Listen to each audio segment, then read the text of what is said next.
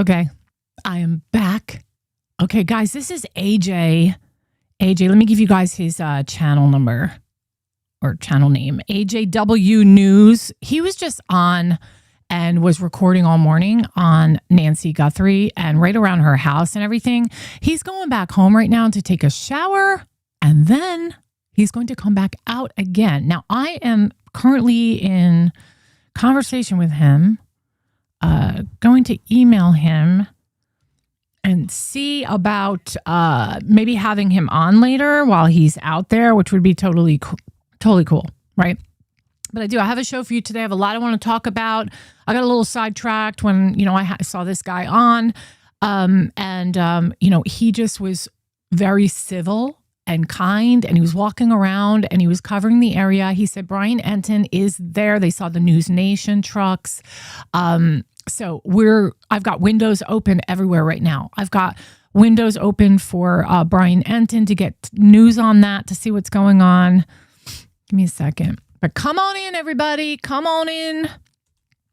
We're covering Nancy Guthrie today. I'm not one to go on every day on this because I think people are beating a dead horse. But today feels like something might happen. So you've got Brian Entin out there. And crazy enough, JLR was back on a plane apparently this morning to head out there. He is somebody that I have utilized his stream for some time now. But there's all this other drama going on with him. And you know what's funny? So he had a guy picketing out there yesterday around his house, and he said he was fearful for his life. He was live at that time, and there's actual video of him going, guys, there's a guy right outside my house, and he is picketing, and I'm fearful. I'm fearful for my life. I've got to get off this stream right now and go file a report and go call the police. And ironically, he's on a plane to Tucson right now. So we'll have to wait and see. But anyway, comment below, where are you guys from? Like, share, subscribe. And yeah. No, I don't think so, Jay. Did you watch him a little bit? He was really just kind and mild-mannered. He just signed off. So let's go back to me here. And I will definitely go ahead and proceed. I've got a lot I want to talk about today, and I've got these windows open, so I am watching for sure to see who goes live and who doesn't. So I'll be watching that. Also, let me check the stream now. But how are you doing, Jay? Jay's Adventure 23. Thanks for being on. So, guys, I want to talk about Nancy and a little bit about what happened recently with the interviews, and I've got things I got to say about it. So, the more information that comes out, the more it feels like something is just not adding up with this case. Like I said, we know Brian is out there. JLR is on his way out there. And JLR has all these his own dilemmas going on right now, and it's like a crime investigation outside of a crime investigation. It's just really crazy. But JLR said that he did fear for his life yesterday. I'm going to try not to comment so much on that, but I'm keeping a bunch of windows open right now on other screens until we get some live coverage going. I did email this guy, AJ. Maybe he'll hop on with us later. But until then, we're going to hang out here and we're going to talk about all the latest updates on Nancy, okay? I want to walk through some things that I think are really important to talk about and what's been said publicly and what is raising some, serious questions for me. I've got some serious questions going on. I want to start with the timeline a little bit. So on January 31st, Nancy had gone to spend time with Tommaso and Annie, okay? And we all know that she arrived around 5:30 p.m. and then she was dropped back off at her home at 9:48 p.m. Tommaso, he watched her go inside, saw the garage door close, and then left, just about 2 minutes or so later. The 2-minute window is critical to me. Everything that follows hinges on what happened immediately after she enters that dwelling of hers. And here's where things start to, get a little nutty and, questions are getting raised. Law enforcement, including the FBI, appeared to focus heavily on the garage early on. Okay. And that really stands out to me, because if something happened to her, it may not have actually really started at the front of the house, and may have actually started at the garage. Okay. At the point of her entry. And that leads to a key question here. Did something happen to Nancy before the timeline we've been focused on this whole time, which is before 2 a.m.? Okay. So because we're being told one version of events, the physical evidence is raising another. All right. And we know that there was blood found on the front porch area, both inside the entryway and outside leading toward the sidewalk, that suggests movement through the front of the home. Okay, but at the same time, we are told that multiple back doors were found propped open. And that doesn't make immediate sense to me. It just doesn't. So, because if someone entered and exited through the back, why is there blood at the front? And if the front was used, why are multiple back doors left open? It's just so bizarre, right? How weird. There's so many things that are really, I think we're coming down to the wire, guys, where people are starting to see through the nonsense and starting to see that this case is not as simple as we thought. There's some shenanigans for sure going on here. Where that's coming from, I have no idea. But yeah. User view 8x, fake news where? Meaning we're getting fake news from everybody? Because I do think we're getting fake news from everybody. I do. If somebody entered and exited through the back, why is there blood at the front? All right. So when you look at the layout of the house, there are several doors in the back, and some are standard doors, just your standard door.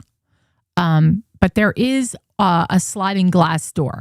There is a sliding glass door, and it cannot be propped open in, your traditional sense. So it is either opened or closed, and I don't think that's ever been clarified. So when we hear that back doors were propped open, that suggests standard doors that have hinges, right? Possibly leading into the garage. Okay. If those doors were propped open, we have to ask why. We do.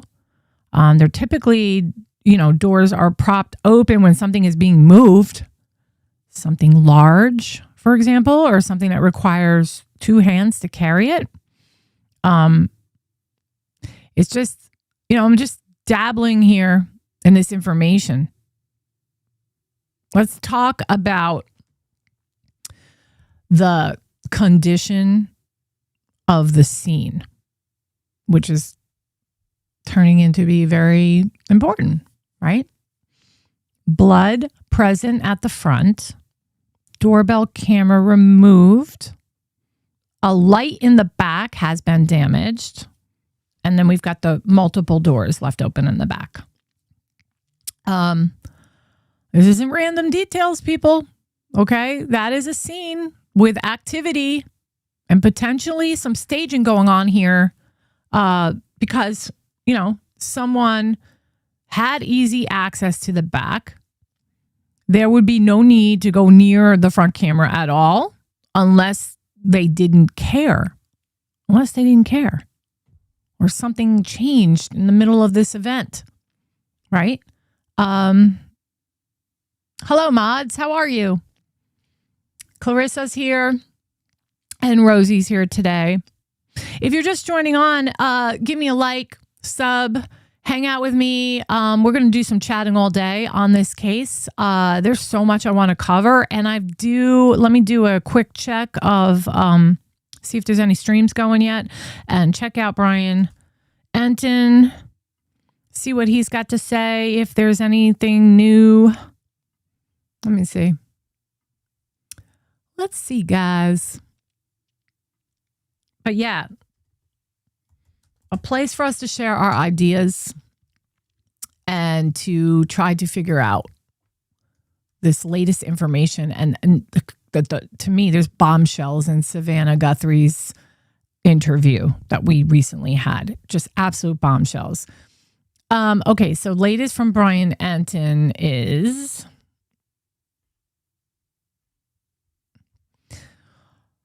Okay.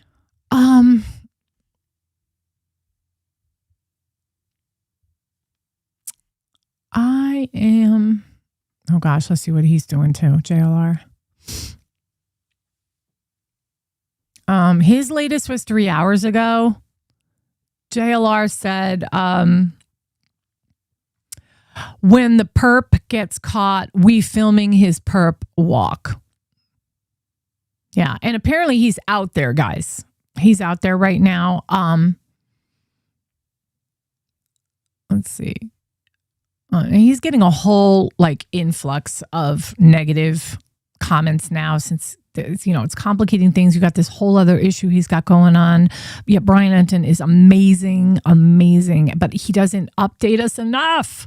Right, guys? He doesn't update us enough. But look, some of these comments on JLR. You mean you got scared and are fleeing town again? You did 10 years in federal prison. JLR is missing out on big news. 2 suspects. I don't know about that. Yeah.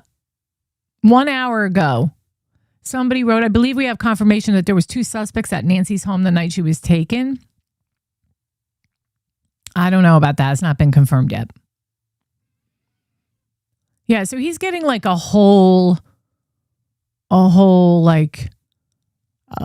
negative. It's just a mess. It's a mess. And you know what? If he's innocent of these alleged charges from Magnolia, that's really sad, because he was building his channel and apparently turning things around. But who knows? I have no idea. All I know is we've got nasty pictures of a woman that looks terrible. It looks like she's been abused, and we've got a police report that's supporting that, but we have to wait. Till we find that out. And that's a messy situation. It's messy. Okay. So, back to this. Let's talk about,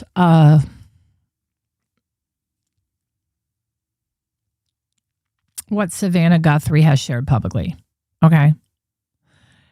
Okay. She stated that her mother was likely taken in her pajamas and without shoes, slippers, whatever. And that suggests that she did not leave willingly. Okay. And she was not prepared to go anywhere. But how did she know? And this might sound like a stupid question to you all, but how did she know for sure that she has those PJs and slippers? How did she know she's wearing them? And listen, I know that the obvious is the obvious, right? It's in the middle of the night, okay? And maybe not the slippers so much, because they were probably missing. And if she knew what everything her mother had, if she knew the slippers she wore, which is, I don't know, she didn't live with her. She did not live near her anymore. She came back to visit, but would she really know every item of her mother's and know what's missing and what's not? That's another question I have. Who's to say her mom hadn't bought new slippers since then? I don't know. But let's take the slippers out of it, okay? We'll take the slippers out of it. Because she could easily say, well, I know her slippers and they're not here. So we're going to take it out of that. But at that hour of the night, of course, she would have PJs on, right? People go to bed with their PJs on. And that's one thing I can say for sure, that she would know if her mother wore what kind of PJs she wore to bed. But is it out of the realm of possibility that a perpetrator could have stood there and said, I need you to get dressed, and stand there, whatever weapon held to her, and say, go change into a regular clothing? Could she have done that? Or could somebody have done that? Right? What's my point here? Do you guys get my point? Savannah was so matter of fact in the interview when she said she had PJs on and slippers on, as if she knew 100% for sure. And I just think that's strange to me, right? We also know her phone, purse, and personal items were left behind. So that eliminates the possibility of a voluntary departure.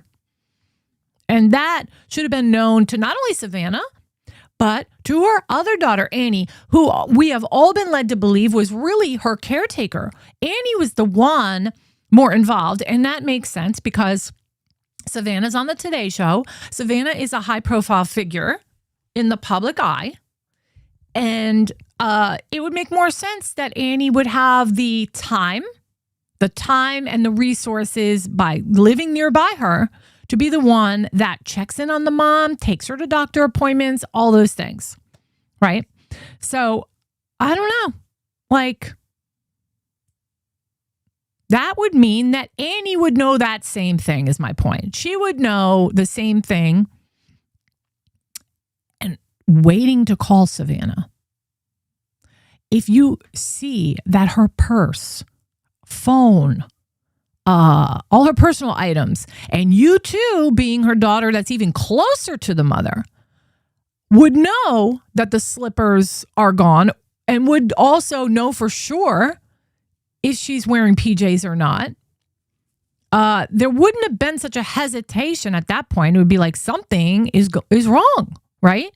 And I'm going to get into this whole like waiting to call Savannah thing because it really bothers me. Okay, but let's go to the physical capability of Nancy Guthrie. All right, she's got mobility issues.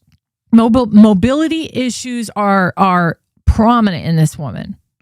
Okay, according to Savannah, there were days that she couldn't even walk outside and go to her mailbox because of whatever it may be, joint arthritis, all sorts of things that she had going on with her health. So if she was moved, she was either assisted or carried. Okay, no matter how you slice it. And that aligns with the idea of doors having to be propped open. Okay, I had a brand new sofa delivered literally 2 weeks ago. I love my new sofa. It's a big old sectional and I love it. And they open the door, put the thing in there, or they put the little sticky thing that goes down, and they move the sofa in and it stays propped open. It supports having to carry her out of the house. It does.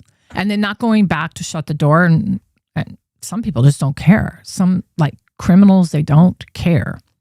So they just left it open, right? Because you don't prop doors open unless you need your hands free, right? And then you've got the blood pattern, which is so important. There is more blood near the doorway, and it appears to lessen as it moves outward from the front door. That's a transition point right there. Okay.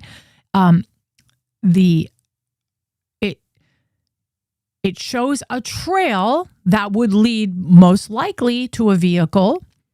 Okay.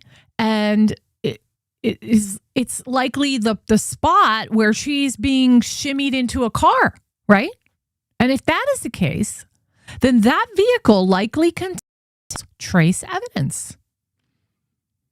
Based on what we're seeing, there was no full containment of blood during the transport. Whatever vehicle transported her, if any, has her blood and DNA inside the vehicle, no doubt. Okay? And the cameras, there are reports that the cameras, specifically nearby and neighboring cameras, were not functioning on key dates. And this includes January 11th and January 31st. And on both of those days, a dog reportedly barked during the night. There was suspicious activity observed in the area. A strange individual is seen near the home. A vehicle was seen parked nearby.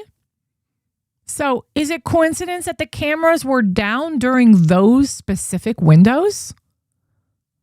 Because if somebody has the ability to disable or avoid surveillance altogether, in one instance, why not all? Why is it on those 2 days? And one of those days is the day she's taken. These are questions I have. And these ransom communications, multiple messages were sent, some reportedly containing information only the perpetrator would know. Okay? And those messages were sent through public channels, media outlets, there were contact forms, widely accessible points. Okay? That creates such a problem. It does. Because once those channels are known, anyone can send a message that appears to be credible.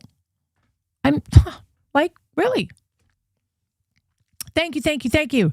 Well, welcome to Monster Justice, guys. Like, subscribe, share. If you want to support the channel, I so appreciate it. You do not have to, but there's tons of ways to support the channel. Let me see real quick. I'm just going to pause on that right now. So I was talking through a chat with this guy, AJ, who was in the area filming Nancy Guthrie's house. And I sent him an email. He sent me his email to email him. And I'm kind of hoping that he will come on the show today while he's filming. That would be awesome. I'm going to check my account, see what's going on. Please comment below any questions you guys have. What is going on here? Okay.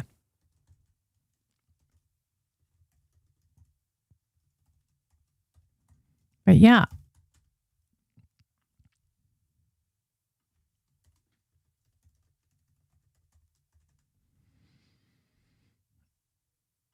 All right. No thanks. Great. All right. So no, I'm waiting for him to reply back to me. And guys, if you guys catch something new going on that I'm not seeing, please let me know. Okay. Let me see if I can see Brian Entin's latest video from this morning. All right. Let's see. Nancy wanted to remain independent. Hey guys, thanks so much for checking out my show. He's in the airport I really here. Appreciate it. Please click to subscribe. Today is day 57 in the search for Nancy Guthrie. I'm actually in the airport right now. Come on, dude. Okay. Let's see if it plays. Nancy wanted to remain independent.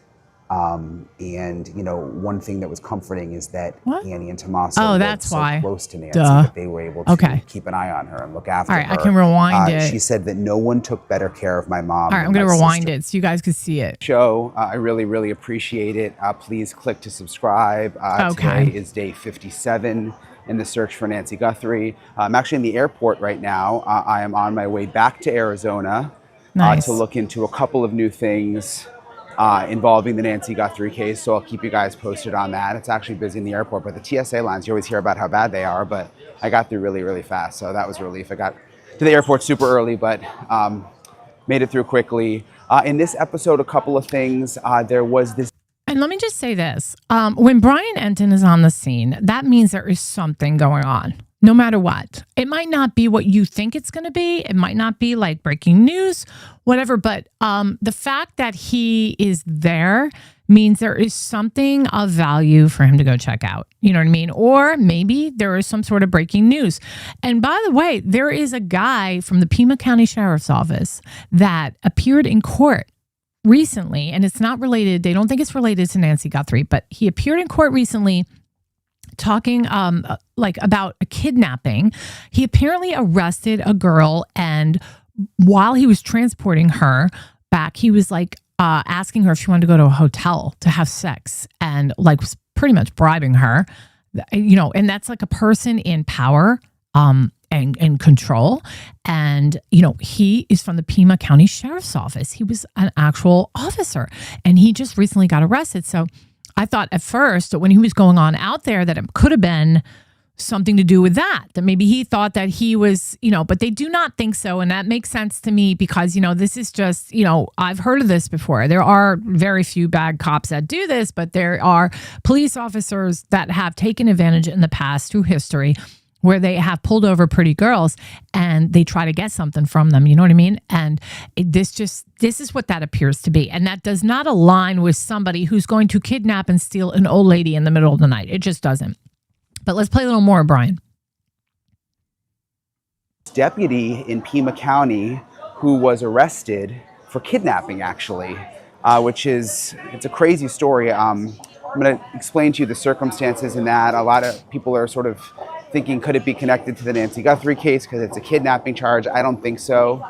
You'll hear why when I explain it in a second. Also, a couple of new things that Savannah Guthrie said in the Dateline episode over the weekend that I'm going to talk about. And I have my friend and retired FBI agent Steve Moore on to kind of go over some of these new things that Savannah said, and also some of what she said. Did he just say his friend's last name was Moron? I just wanted to point that out. I thought that was kind of funny. I would feel bad if I had that last name. I'd be embarrassed if I had that last name. At the end of last week, just, the back doors being propped open, Nancy not having any shoes on in the pajamas. I wanted to get his take on a lot of those things. So I'm going to get into all of it in this episode of Brian Entin Investigates. Hey guys, so again, I'm in the airport, headed back to Arizona. Going to get to a couple of things here. First of all, that arrest that everybody's talking about, this deputy who was arrested in Pima County for kidnapping. Again, no indication it's connected to Nancy Guthrie at all, but just still interesting since it's a kidnapping charge. Mr. Reynolds, this is the time for your initial appearance. You were here this morning on charges of kidnapping. That is a felony offense. You have the right to remain silent. Okay, so and then let me move over. Hold on. He does the interview. I thought that was really interesting. This interview is good. Come on. Gosh, I didn't realize it was this far back. Oh my goodness. All right, here we go. Okay. Thank you for joining me. I really appreciate it as always. This Savannah interview, it's just, the anguish that she is facing and has been, and the fact that it's now been almost 2 months, and her strength. I've got a lot of emotions coming out of it. But in terms of the investigation, there was some new information that came out, and I kind of want to go through a few of these items with you and get your take. The back door, and she said doors actually plural, the back doors were propped open, she said, when her sister and brother-in-law arrived and Nancy was gone. What do you make of that? That doesn't make sense to what I know. So nope. What I know to be true, or at least alleged to be true from the investigation, because Nancy, there was some blood belonging to Nancy on the front porch.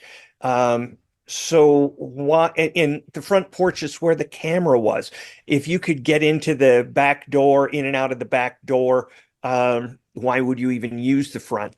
So there would be a lot of questions I would have. Number one, was there any indication of entry marks, breaking and entering, or whether was that door unlocked in the back? That would be important to know. The other thing is, how were the doors propped open? If they were propped open by a mechanism that exists on the door, then you got to ask, how did they know that? How did they know that in advance? If it was propped open by wedges or something like that they brought with them, say in a backpack, then you're saying this person has cased the house and knows they want to prop those doors open. If they propped them open with just one of Nancy's shoes or a chair or something like that, it would lead me to believe it was more of an impromptu decision. And that's, law enforcement is going to be trying to find out through every single bit of evidence they have, was this highly cased, highly prepared for, or were these a bunch of, Such a good point. Who came in and thought that they could make $1 million and likely have ended up taking the life of an innocent person. That's such a good point. Like, if you were not planning it, he's saying, you come in and you're like, oh crap, I got to leave these doors open. So you take whatever, a statue, something heavy, a chair, and leave the doors propped open. These are the kind of like little details and answers that we should be getting at this point, because it's been 2 months now and nobody knows what, and start to nitpick and start looking at those individual things. And it's just such a good point, because if you got those little triangular door stoppers, the rubber ones or even wood, and that is what's holding that door open, that tells you that it was planned, it was orchestrated, it wasn't impromptu like he's saying. And I love that he's bringing up that point. One thing that I thought about, just kind of visually seeing the house in my mind, is, we saw obviously the suspect go to the front door on the camera and the camera got pulled. And we know there's a security gate on the front door. Could they have gone in through the back and that was the way in, and then taken her out the front, unlocked the front from the inside? And because you could pull you could pull a car right up to the front door there. That's where the driveway goes, which would kind of make sense if she's got these mobility issues. Savannah said she can't even walk to the mailbox most days. So maybe they got in through the back and took her out through the front. Yeah, and I totally understand that concept and why that would seem to be a logical thing. Two things I would have to ask before I could come down with all my weight on the ice on that one is, number one, if they were bringing her out the front and they were both ambulatory themselves, why did they need two doors blocked open? Having doors blocked open means you're taking something out of them and you can't use your hands to keep the doors open. And weird question. I think we can all agree, all of us here can agree that there's information that we have not been privy to, that there is still information from the Pima County Sheriff's Office that we don't know about. But one thing I thought about was she is the daughter of she's the mother of a wealthy Savannah Guthrie, Today Show anchor. But what if she had what if they were after money and there was a safe or something and they had to carry the safe out? I don't know. It's just something to think about. I don't know. What do you guys think about that? I thought about today, what else besides a body could they need to prop doors open for? A large safe maybe, or, I don't know. I'm trying to think of everything at this point, because it's been 2 months. It's absolutely insanity. Yeah. Reward is 1.3 million now. Cold Summer 85. Thank you for joining us today. Have you guys tried to think outside the box at why else they would have doors propped open in the back? Because she went out the front. Because the blood is in the front and trailing over to one spot that stops where is consistent with getting into a vehicle. So why the doors propped in the back? That is so mysterious and really odd to me. Yeah. Thank you guys for being here with me today. And it would be wider than, say, one person. So maybe two people carrying somebody out, things like that. So that would lead me to believe that the back door is how they took her out. However, there's blood on the front porch. That's right. And as far as could they have gotten in through that gated door, it would depend on two things. Number one, did she lock it? And a lot of people don't. The other thing would be, how is that gated door locked? Is there a key on the outside and a little switch type mechanism on the inside, or is there a key on the outside and the inside? Because if it was locked on the outside and the inside, they couldn't have gotten out that door unless they knew where the key was, unless Nancy gave it to them. So the problem is, for me, seeing blood on the front porch and the fact that, it probably would have been a lot easier to get the car right by the front door, makes a lot of sense for the front door.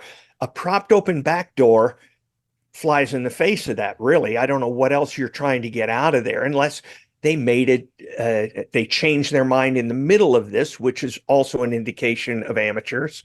So I'm just not sure where this goes. If you could get in through the back door, why would you go anywhere where there was a camera? Yeah. I don't get that either. I mean, and your average burglar knows right away now that the first thing you're going to be dealing with is in most places is a Ring camera at any place that has valuables enough to take.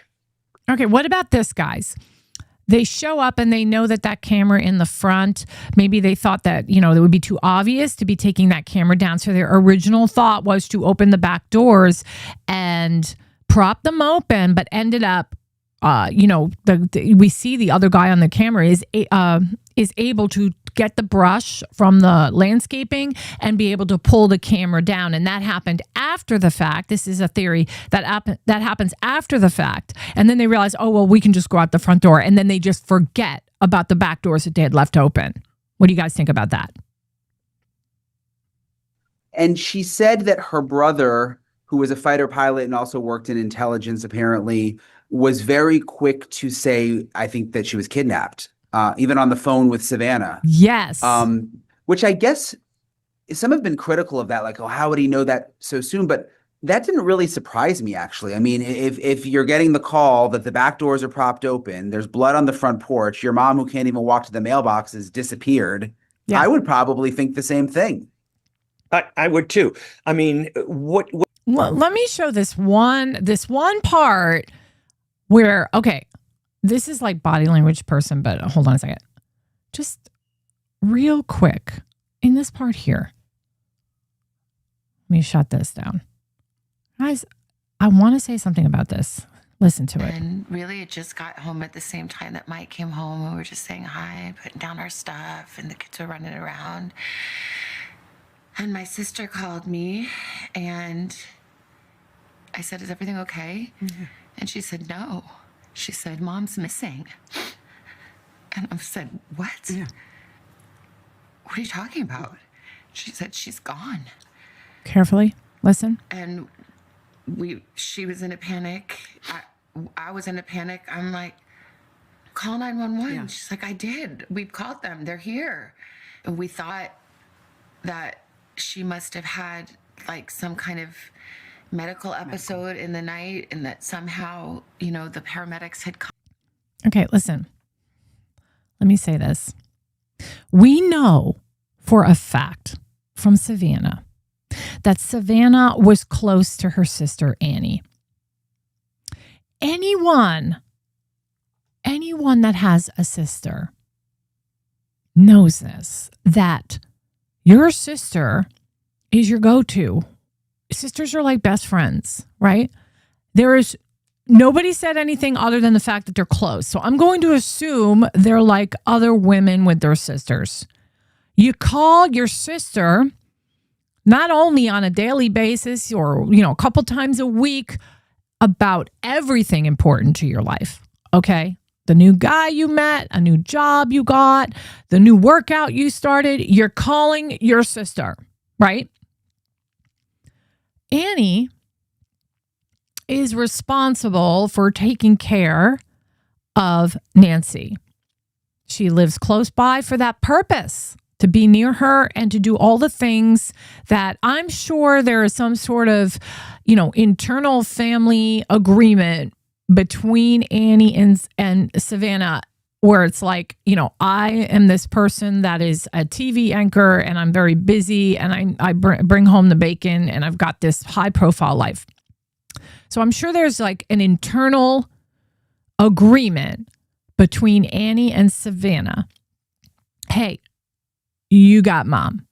This is going to be your thing and you're going to be doing this for us because, and I'm sure Savannah has provided, and this is speculation on my part, but I'm sure Savannah has provided plenty of financial support for Annie to take care of Nancy because Savannah is not around as much, right? So the responsibility is on her. I have no doubt in my mind that Annie is staying in very close contact with Savannah on a regular basis about what's going on with mom, right? So keep that in your mind. Keep that in your mind.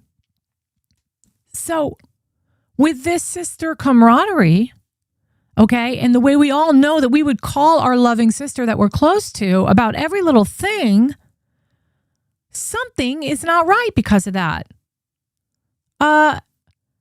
Your sister would have been called right away, okay? Hey, something's happened to mom, right? It's not going to sound like, hey, any ideas where mom could be? It's not going to sound like, could she be at a friend's house? No. It would be, OMG, doors are left open in the back. There's blood in the front. Something has happened to our mother. It would have happened right away, immediately. No question. So why does it appear to be hours, okay? Hours before Savannah is called? That's what I'd like to know. It suggests that Annie and Tommaso possibly had other concerns before a full confirmation call was made to Savannah. I mean, let's just call it what it is. The actions say nothing else but that. Okay? And then why? I'm not making accusations here of any kind. I'm observing odd behavior that tells a possible different story here. The circumstances around her being notified after police and EMTs and all that are called scream that this needs to be addressed. Okay? I'm just asking questions based on what is publicly known, right? And when you step back and you look at this case, there are multiple elements that do not align cleanly, right? Such as the 2-minute window between drop-off and departure, her getting to the garage, back doors propped open, blood at the front entrance, missing camera equipment, disabled and or non-functioning surveillance, no proof of life till this day. And then let's throw in another shrimp on the Barbie here. Multiple ransom communications with questionable distribution of those communications. It's just, my opinion is something about all of this and this timeline is way off. And the possibility that this incident began earlier than originally believed, possibly immediately upon entering the garage, is something that can't be ignored. And I talked about that whole thing before with the garage. I do think the case is going to get solved. I do. And I think we are getting closer. And I don't know why Brian Entin is there right now. And I'm, it's of my opinion that JLR has only gotten on a plane this morning because Brian Entin went there. And he possibly wanted to get away from the protester that was outside his house. Right? Okay. Questions, comments, and then I'm going to play a little bit of that body language analysis.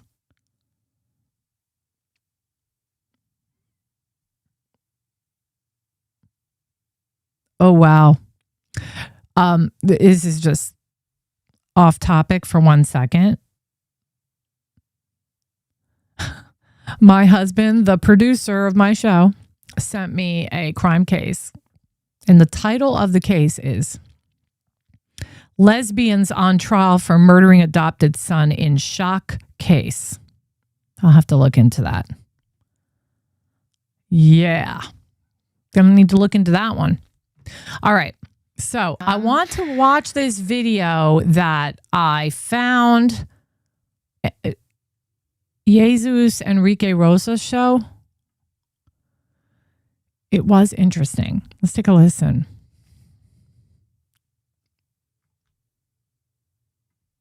Immediately try to take back are a textbook example of verbal leakage under shock, which happens when the body speaks before the mind has time to catch up. Watch. And even on the phone, when I called him, he knew. He knew. And he said, I think she's been kidnapped for ransom. But I knew that. You did. I hope not. I mean, we still don't know. Honestly, we don't know anything. No. And once you see what her face does in the moment before and the moment after, you won't be able to unsee it. On the night of January 27, Savannah's 84-year-old mother Nancy disappeared from her home in Tucson, Arizona. There were immediate signs something was very wrong. The back doors had been propped open. Nancy's phone was on the table. Her purse was there as well. Her medicine was there, and the Ring camera had been physically yanked from the wall. Nancy suffered from severe back problems, and on a good day, she could make it to the mailbox. Most days, not even that. So there was no wandering scenario, no medical episode that explained it. There was simply absence. So 54 days later, with her mother still missing and the case still open, Savannah sat down with her Today co-anchor, Hoda Kotb, for her first extended on-camera interview. It is the kind of conversation that professional experience cannot fully prepare you for, because at some point in this interview, the anchor and the daughter are competing for the same face. And the body language is where you see which one is taking the lead. And there are several moments in this conversation where the words and the body are clearly not reading from the same script. I'm about to walk you through all of them. Welcome back, my body language buddies. My name is Jesus Enrique Rosas. I'm the body language guy. And the clip I want you to watch first is from the moment Savannah describes her brother, a military intelligence officer and fighter pilot. Something happens in her delivery here. See if you can catch it. My brother, you know, he spent his career in the military and worked in intelligence, and he saw very clearly right away what this was. Yeah. And even on the phone, when I called him, he knew. He knew. And he said, I think she's been kidnapped for ransom. The first thing that I noticed from a body language perspective is that many people are saying that she's acting, that her emotions don't look genuine. And the problem is in her eyebrows. First and foremost, what I see from my experience is genuine grief and sadness. The issue with her eyebrows is that most likely there's just a bit of Botox right on top of her nose bridge, which doesn't allow for the full T-shaped wrinkles characteristic of real sadness to form in between her eyebrows. But when you have enough experience looking at faces, you will notice that those T-shaped wrinkles extend gradually so you can see how they are still showing right outside that area. That's how we can say this is a genuine emotion. Now, what her brother does in that moment is give the crisis a name: kidnapping for ransom. And the interesting thing is how Savannah delivers that. And he said, I think she's been kidnapped for ransom. Even if she has a slight pause, she is reporting his words almost the way she would report a story. The voice stays controlled. There's something professionally familiar about the register. Whether that's protective dissociation or decades of muscle memory, that question is still open at this point. But then comes the question that breaks whatever professional frame she has been holding. Watch carefully. Something happens in the space between two sentences. And I said, Yeah. what? Yeah. Well, why? Okay. Can we also just talk about the host? Oh my gosh. I'm sorry. I don't mean to be mean in any way, but I feel her tears are not real. I'm not talking about Savannah. I'm talking about the host. Just listen. And then, I mean, it sounds so like, how dumb could I be? But I didn't want to believe. I just said, do you think because of me?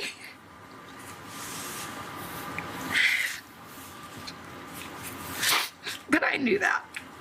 You did. I hope not. I mean, we still don't know. Honestly, we don't know anything. No. This makes it even easier to confirm that it's a real emotion because you see both the vertical and horizontal wrinkles around her inner eyebrows, even if the center doesn't move at all. And the other way to confirm this is the shape of her eyes and her mouth. The 3 words, I knew that. One bit of silence. You can almost hear the brain registering what just came out, and then the reversal. I hope not. I mean, we still don't know. Honestly, we don't know anything. That is verbal leakage, and this is what it looks like when it happens in real time. Verbal leakage works because the prefrontal cortex, the part of the brain responsible for filtering and social calibration, gets partially overwhelmed under acute emotional stress. What comes out in those unguarded fractions of a second is often closer to actual belief than anything a person would produce under full cognitive control. The question is not whether Savannah is lying. The question is what 3 words tell us about what she has quietly been sitting with before this interview, before the cameras, in the weeks she had to think about it alone. And watch what follows immediately after that reversal. She's still inside that thought. Which is too much to bear. To think that I brought this to her bedside. That it's because of me.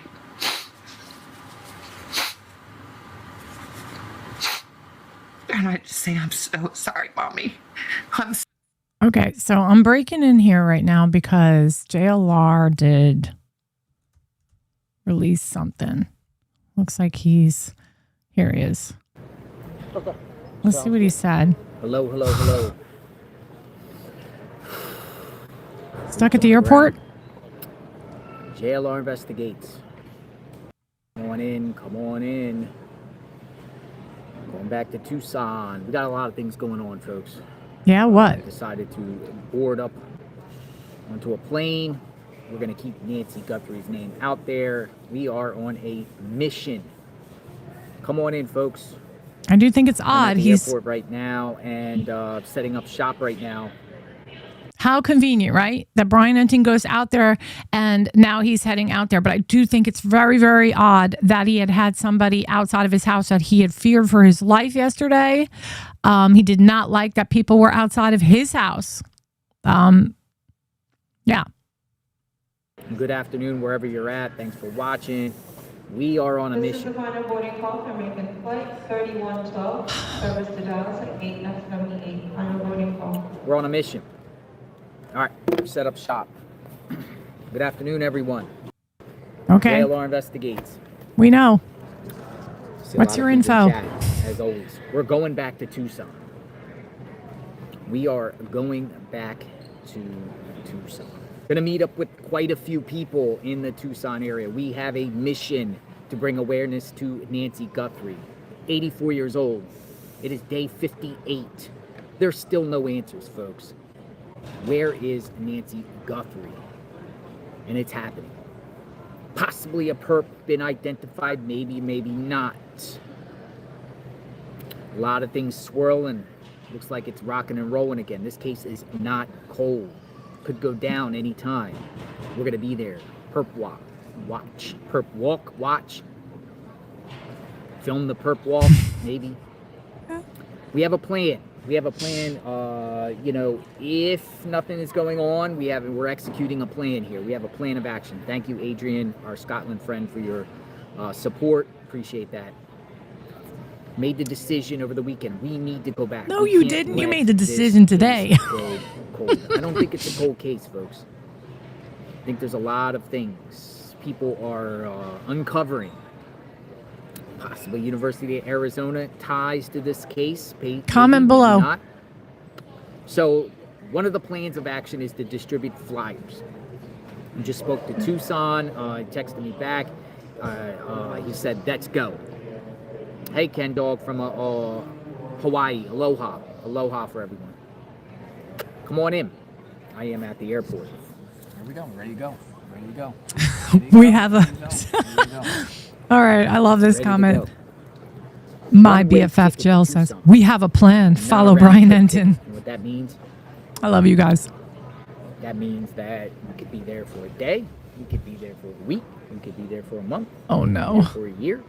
You could be there for a long time. Maybe not. Maybe they're eyeing and closing in on someone. So a lot of sleuths been sending me stuff, keep sending me things, tips at JLR Investigates, tips.jlrinvestigates@gmail.com. Love to hear from you. Thank you. Thank you. I didn't even see that came through. A lot of things are firing through. Let's do this, please, 22. Thank you.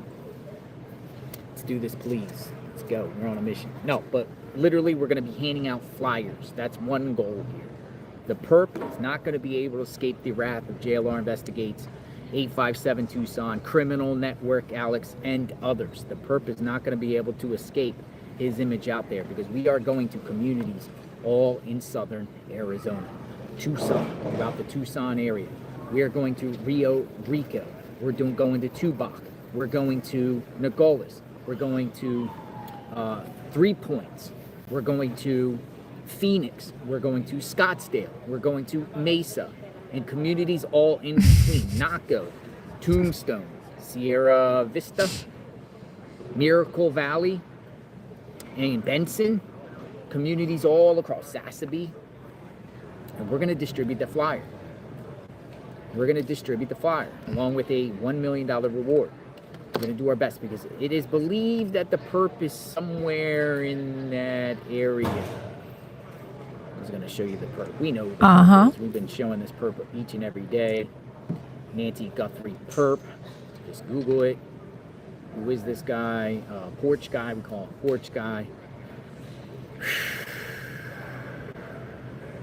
So you get about a 9-hour flight. It's all good. It's worth it.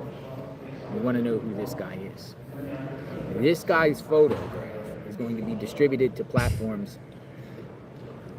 You don't need to distribute that. It's everywhere. Latino communities of Tucson. We're going to distribute this guy's photo. We're going to talk. We're going to talk to people. We're in the process of possibly getting a QR code. I'm going to play this whole thing, but I got to pause it there. You don't need to put out flyers of this. You don't need awareness for the Nancy Guthrie case. Everybody knows about the Nancy Guthrie case. And the minute you type that in, this picture comes up. Everybody's got it ingrained in their mind. So him wasting money to print out flyers of this guy is that's not breaking news. With the images of the reward and Nancy and this perp's image and having people scan it. They scan it, they might know something. $1 million is now small chump change. It's no small potatoes. I bet he wants $1 million. We want to try to find out a little bit more about Nancy and the people centered around her, friends and associates. We want to know a little bit about why she didn't go to church, to a friend's house to attend church on February 1st. But we also want to know about the weeks beforehand. We want to know about the week prior, the Sunday. Yes, the Beth YB00P. Just start searching abandoned buildings. That should be, I'll tell you, if I was boots on the ground out there, I would have maybe done a day or two in front of Nancy's house until nothing happened. And then, yes, that is an amazing idea. You start going to, isolated places, abandoned buildings, start looking around that way. You would have a much better shot of getting something accomplished by searching. Instead of just standing in front of the house, you know what I mean? And you don't need to put out flyers of this guy's picture. You just don't. Prior. We want to know about that Sunday prior to that. Did she just miss church for the first time, or was she not going to church services through a friend? No, she's not going to church services. There were doors propped open and blood on the front stoop. Why is he saying that? Weeks. And then somebody just had enough and was like, what's going on? What's Annie and Tommaso and Cameron up to? What are any of them up to? Are they going to speak? Are they going to say? Are they going to give a statement? Are they going to go out there and try to find Nancy? Or are they going to share flyers? Are they going to do anything? What's going on? What's going on? So it's going to be an interesting. I also got this. It's kind of backwards, but this was like 20 minutes ago. JLR could be watching my stream right now for all I know. If you're watching, email me. I would love to give you a Zoom link. Hop on in here and let us talk to you. One answers, ask questions. Donna, thank you. Thank you, everyone. We're going on a reconnaissance mission. We're going to watch and see things. We're going to go to do more FOIA requests. This time we're actually going to go to the sheriff's office and do FOIA requests in person. Make sure they process the FOIA request, because I've been sending Pima County Sheriffs quite a few FOIA requests, and they don't respond. It's almost like Ventures with Jim, Exploring with Jim. I call them Adventures with Jim. Exploring with Jim. I let him know. Criminal Network. Matter of fact, let's call Alex. Maybe Alex. Well, he could always call Paula Mooney from Plunder True Crime, and she's really good at getting a FOIA request done. Alex is watching. Maybe Alex is watching. Alex said he'd love to join me. Let's see if we can get Alex on the phone with me while we're on. This is the work phone. This is the phone where, hey, I'm live right now at the airport. Would you like to come in? Would you like to come in the chat?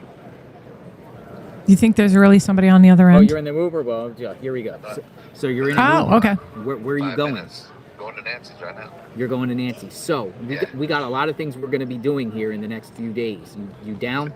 Yes, sir. Fill me in. Flyers, distribution of flyers. We're going to talk to the people. We're going to go around Tucson to the Latino community. Nice. And we're going to share the flyers, share the images of Nancy, and let the public know. Interview people.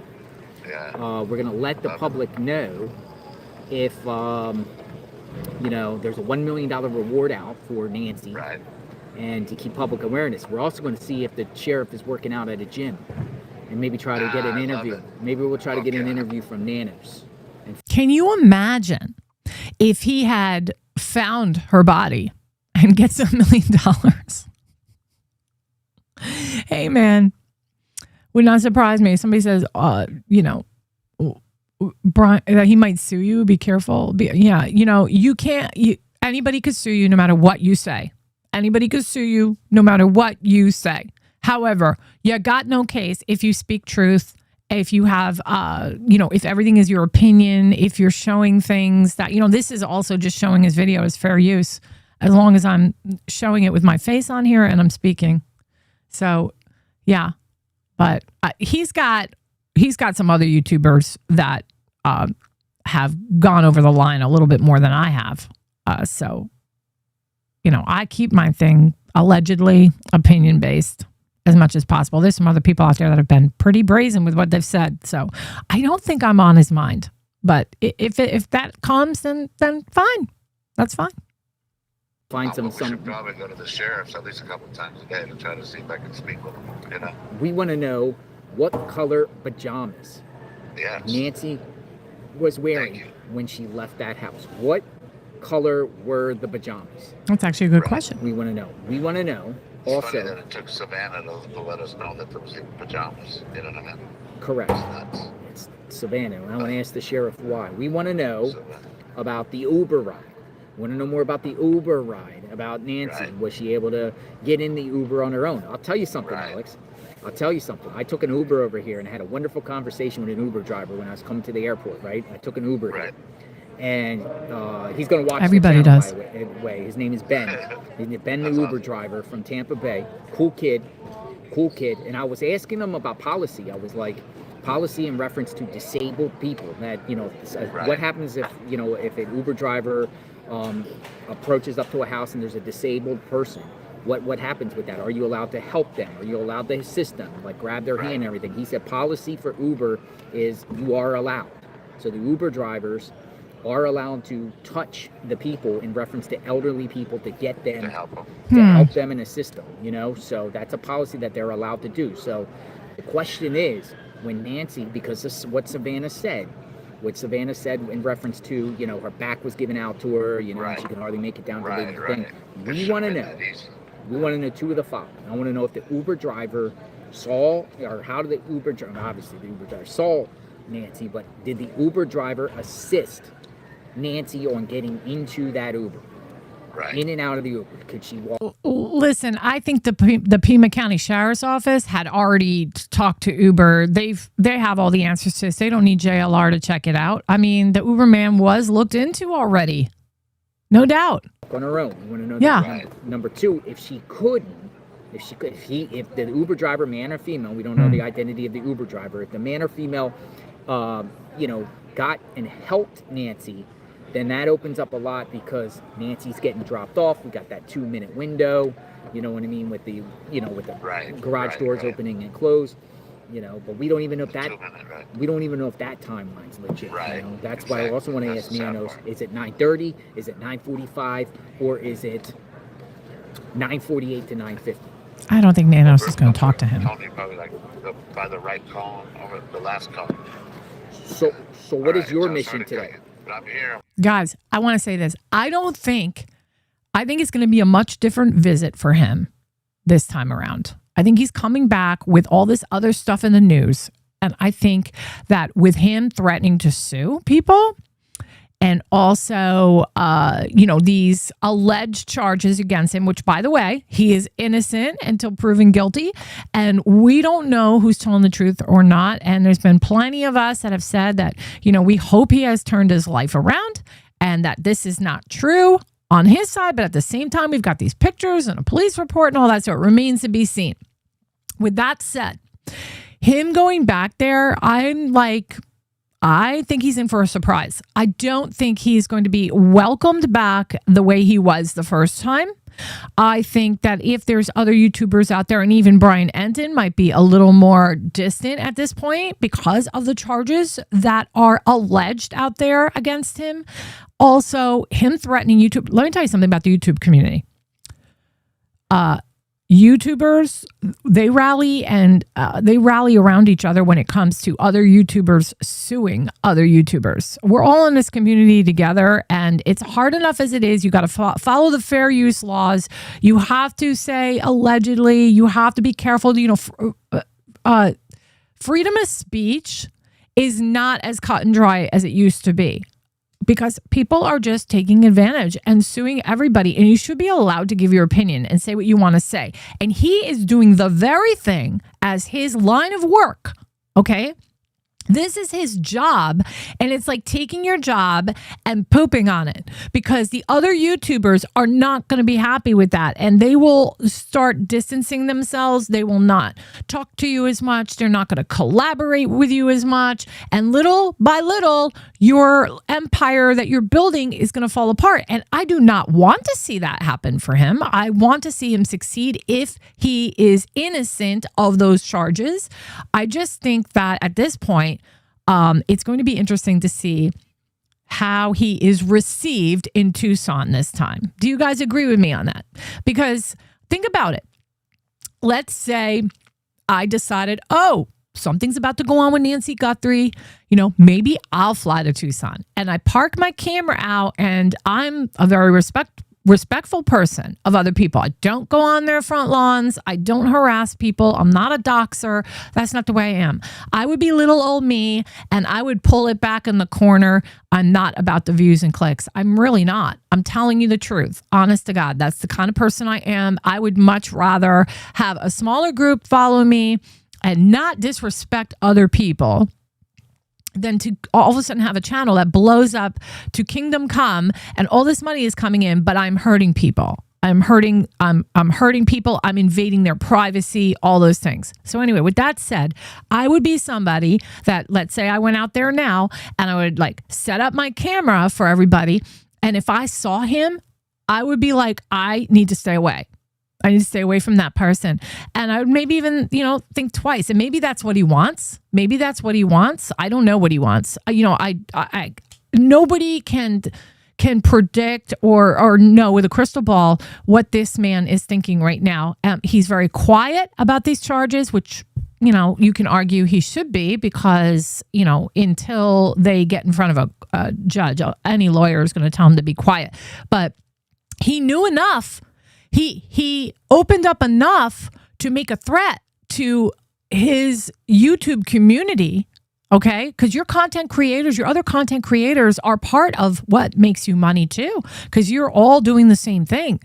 And it's like very crappy to crap on them and start threatening to sue them. Now, he wasn't specific. What he should have done is say, so-and-so and so-and-so and so-and-so overstepped the line. This is why I'm thinking about suing them. But instead, he's like, I'm going to start suing YouTubers. And he wrote other stuff on there, and I'm paraphrasing, but it wasn't nice. And it was like, everybody should be in fear is what I got from it. You know what I mean? Everybody should be in fear because I'm going to start suing. And he comes across as if he gets pure enjoyment from doing this. And, you know, and then it just makes everybody think, well, how could you have possibly turned your life around?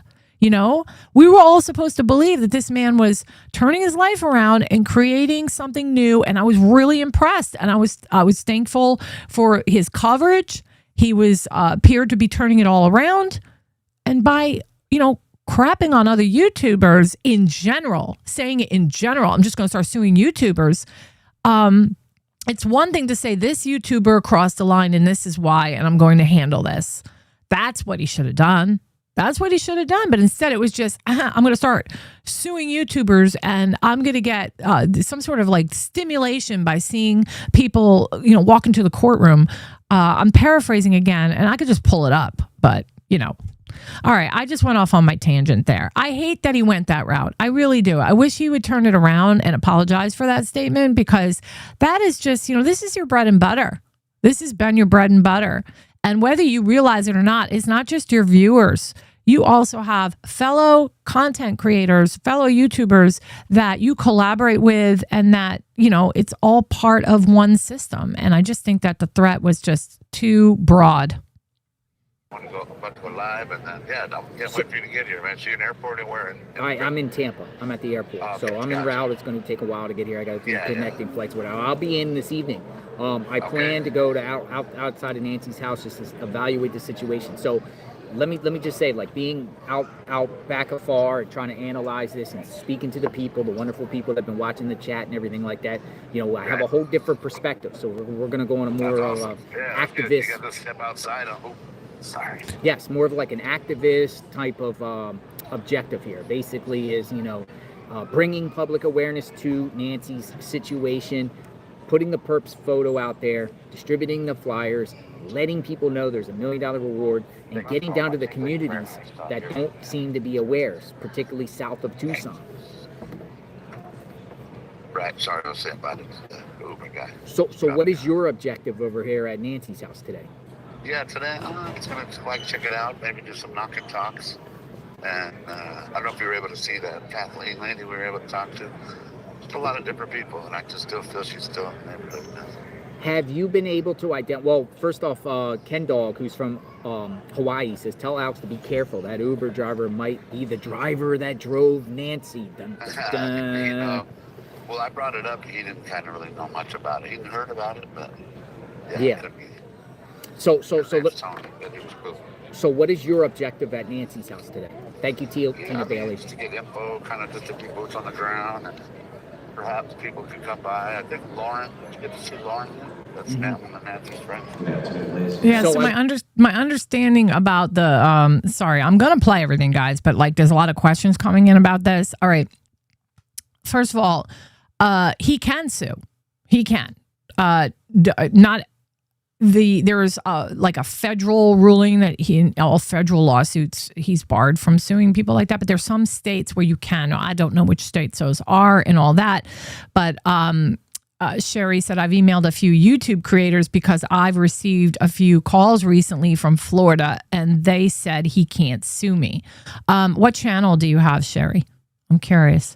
And then okay, so it's just sad because he's going to go over there and, you know, it's a classic case of burning bridges. You know, you don't, and I don't curse on my show, so I'm sorry. And I know it sounds so much better with the curse word, but you guys are going to know what I mean. But you don't crap where you eat, right?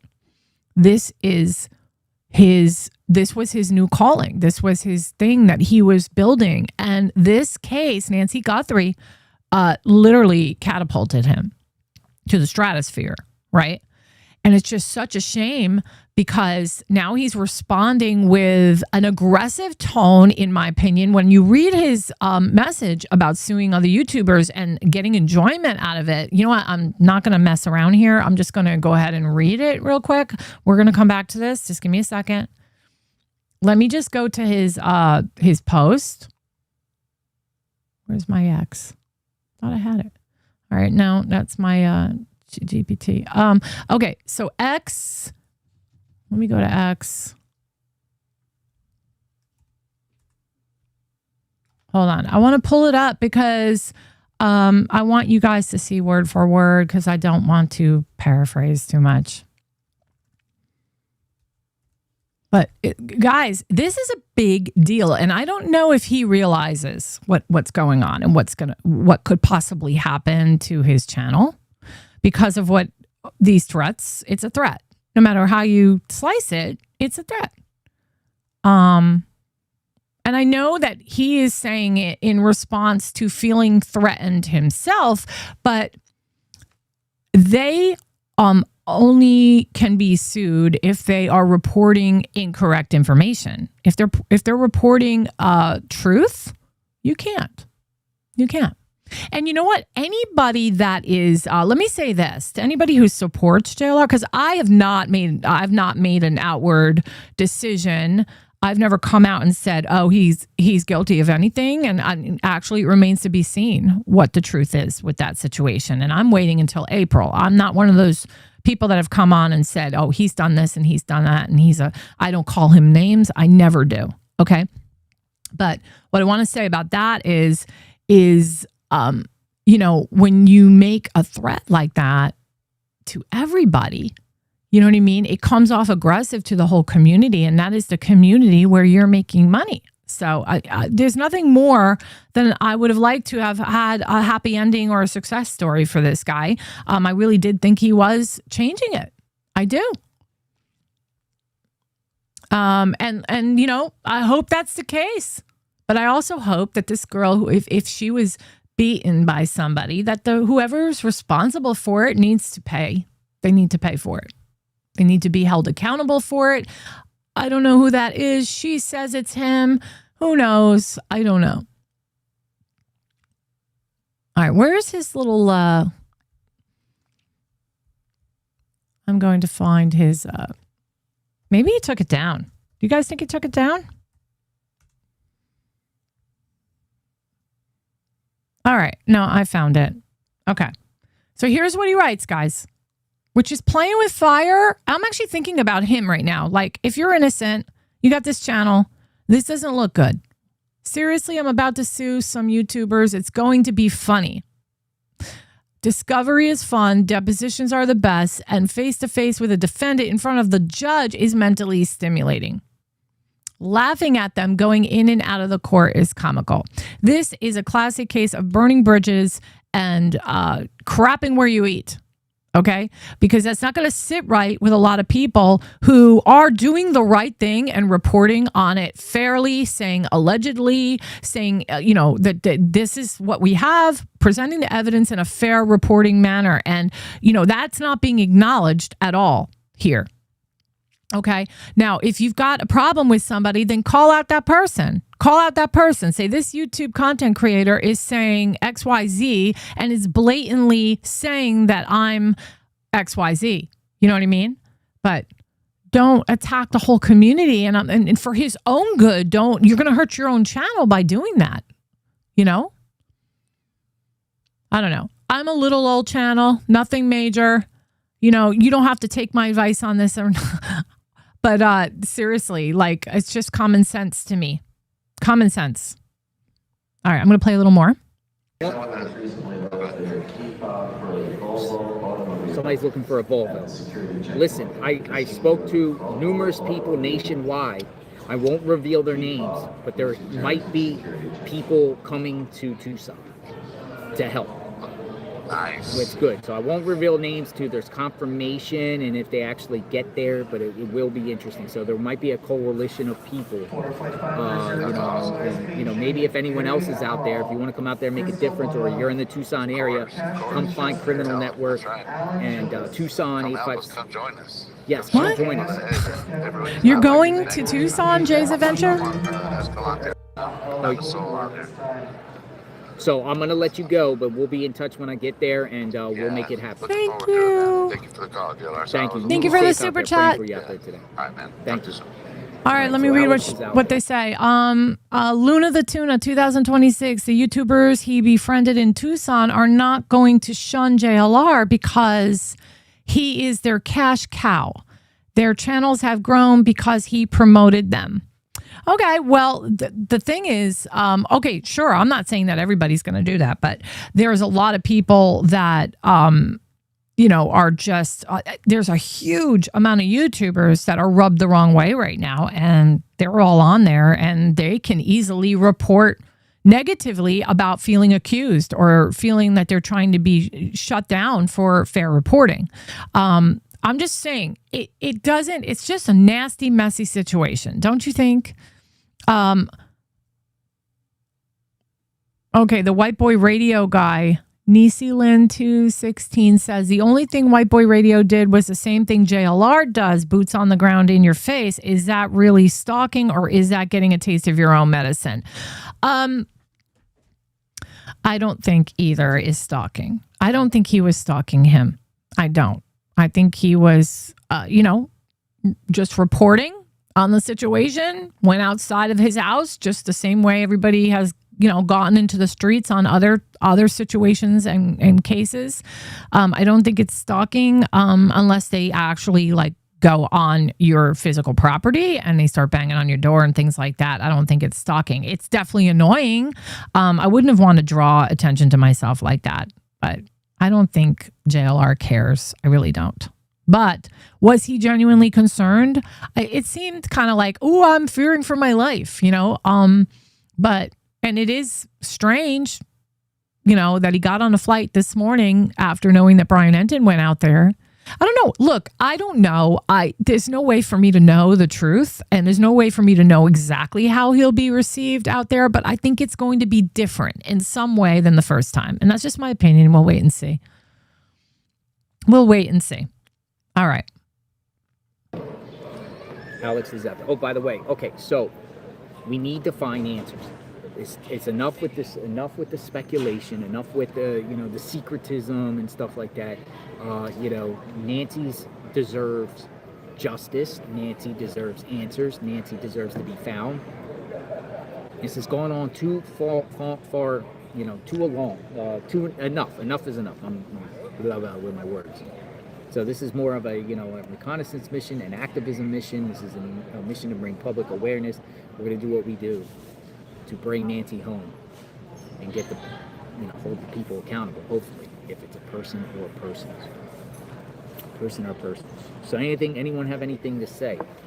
I just wanted to jump on before I catch a flight here shortly. Anyone have anything to say? What's our plan? Capture Danny 5603 secretism. Thanks for joining me, guys. Subscribe to the channel. I appreciate it. Maybe ask him the tough questions. Oh, Lipstick Smear says she'll be there. I'll be there if you need help. All right, Lipstick Smear. Shoot me. I think you have my number through the tips.jlrinvestigate@gmail.com. Just shoot me your number, and I'll shoot you a number back and everything like that, because I believe you're in the Tucson area, or you're in the Arizona area. Anyone in the Arizona area want to help and assist of distributing flyers? We'll do days, whether it's the weekend or whatever like that, because it is a new week, but we're gonna get things. We're gonna, personally, I'm baffled by this. Personally, until they share a surveillance video of any vehicle leaving that neighborhood, it's safe to say that she could still be in the Rosie, email them to me, to my email. It'll be easier. I don't think she left the neighborhood until otherwise. I don't think she left the neighborhood. I think she's somewhere around that area because we haven't seen, you know. And one thing I was talking to the Uber driver on the way here, and he's like, he knew about the case, but it's interesting that the Uber driver was like, you know, why wouldn't they have any surveillance footage of any suspect, whatever, like that in this day and age? Agreed. In this day and age, you got a community of over 1 million people in the Tucson area, and you don't have one image of a vehicle. You don't have one image of a suspect or anything. Thank you for your help. Thank you. I just see some things flying through, and I can't see and acknowledge everyone by name, but I really appreciate that. Thank you very much, and very grateful for your support. Oh, Righteous Monkey's in the chat too. So Righteous Monkey's another one. The Righteous Monkey is in the chat, who is doing a phenomenal work. Righteous Monkey, I've been seeing you the last couple days going through those areas and searching. Check out the Righteous Monkey. He's going to connect too, for sure. Great guy, positive individual, making a difference and helping people. So the Righteous Monkey, Criminal Network. That's the only ones I've been in contact with. You guys can answer his question. Is JLR a professional private detective? I'll let you guys answer that one. Everybody answer. I am at 20,000. Rosie, do not look.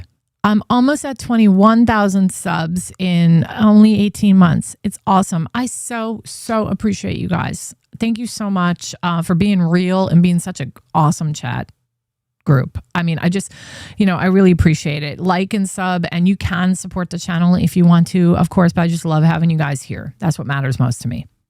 Thus far, in 857 Tucson, he just shot me a message and he just basically said, let's go. Call me when you can. Matter of fact, we'll call Tucson. I'll just call Tucson for a second. See if what's he up to. Let's see. I'm just gonna throw him in the chat already. Hello, Tucson. Hello. Good morning. Good morning. So I got you on speaker. Got about a lot of people watching. As you know, you said, let's go. You know what I mean? Let's go. It's on. Yeah, we need the team out here, and obviously lots of he has a team? Things going on with political things, nanos and everything like that. I know you watched the video with me in the interview with Nanos, but it seems like it's more getting focused on things that don't include who is the suspect, who, for instance, the mayor, right? You saw how close Catalina Foothills is to Tucson. The mayor is just completely ignoring that, Nanos is saying this guy could be loose, and no billboards in the city, no flyers being distributed by, authorities. It's like they want the media, they're hit pieces on the media. And so we really need to get, like you said, I just was listening, people coming out here. You're out here, Alex. John, he said he might come back eventually. Nice. But that's where we're at is like, the activism of, they're not going to just treat this, where we're going to move on. They, obviously they spent all the $1 million, right? So now they're like, we gotta scale back, obviously. But yeah, welcome back. And what time are you going to be? I'll be in this evening, and I have a place and everything like that. I'm good there, rental vehicle, and I'm just gonna probably go live tonight, maybe outside Nancy's, maybe not, I don't know, but we're gonna. It's time to kick it up a notch. Plus, I do feel kick it up a notch. Here's another thing I feel like, the perp. It's we're at day 58. This is around the time the IGG stuff should start coming back too, and I really think that this perp might be identified at any given time because of the IgG. You know what I mean? Whatever DNA, if they got any at all, and I'm assuming they got something, you know what I mean? They sent it to the labs, the private labs. I think we're in that window. We're in that window. That would be incredible.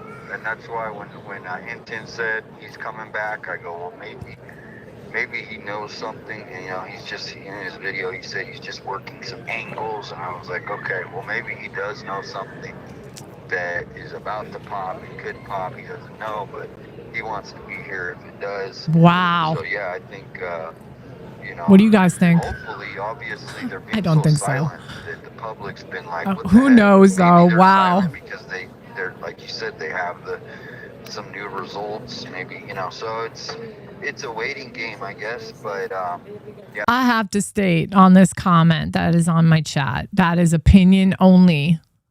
That is just an opinion. But hey, when you have that much history with, and you've been in jail for fraud. Somebody wrote here, I firmly believe JLR is the one who sent the ransom notes. That's quite an accusation. Those are not my words. But it is really interesting because he has had fraud in his background, Wow. Wow, guys. Oh, right? It's like Dog the Bounty Hunter all over again, except just staying in one spot. Dog the Bounty Hunter was like running through the woods and the streets and, but I will say that one night where JLR got into a car and he was like, it was late at night and he's like, I don't know, he hopped in a car with some strange guy. That was an exciting night. That was fun to watch, I have to say. All right, let's see what else. There's a couple more minutes of this. And then I'm going to show you a guy that I hopped on this morning and he was just chill and calm. And I thought to myself, what, just it seemed more talking more about like the memorial that's around her house and stuff like that. And I was following him and I'm going to show some of it. And he was just chill and laid back and just seemed like a really nice, honest person based on what I heard. And I just thought, like, if I'm just going to watch the area, like I would like to watch a stream, maybe this guy's stream, might be a little better to watch. He's supposed to come back on again, but it was so hot. He had to leave and go home and take a shower. But he's a new channel and I'm going to totally plug him. The flyers, talking to people, giving them to people that can hand them out to more people, instead of just handing out to one. So how effective is your flyers? You got a good solid one with Nancy and the perp and $1 million reward on it? Well, I got more now. The first ones were kind of rough.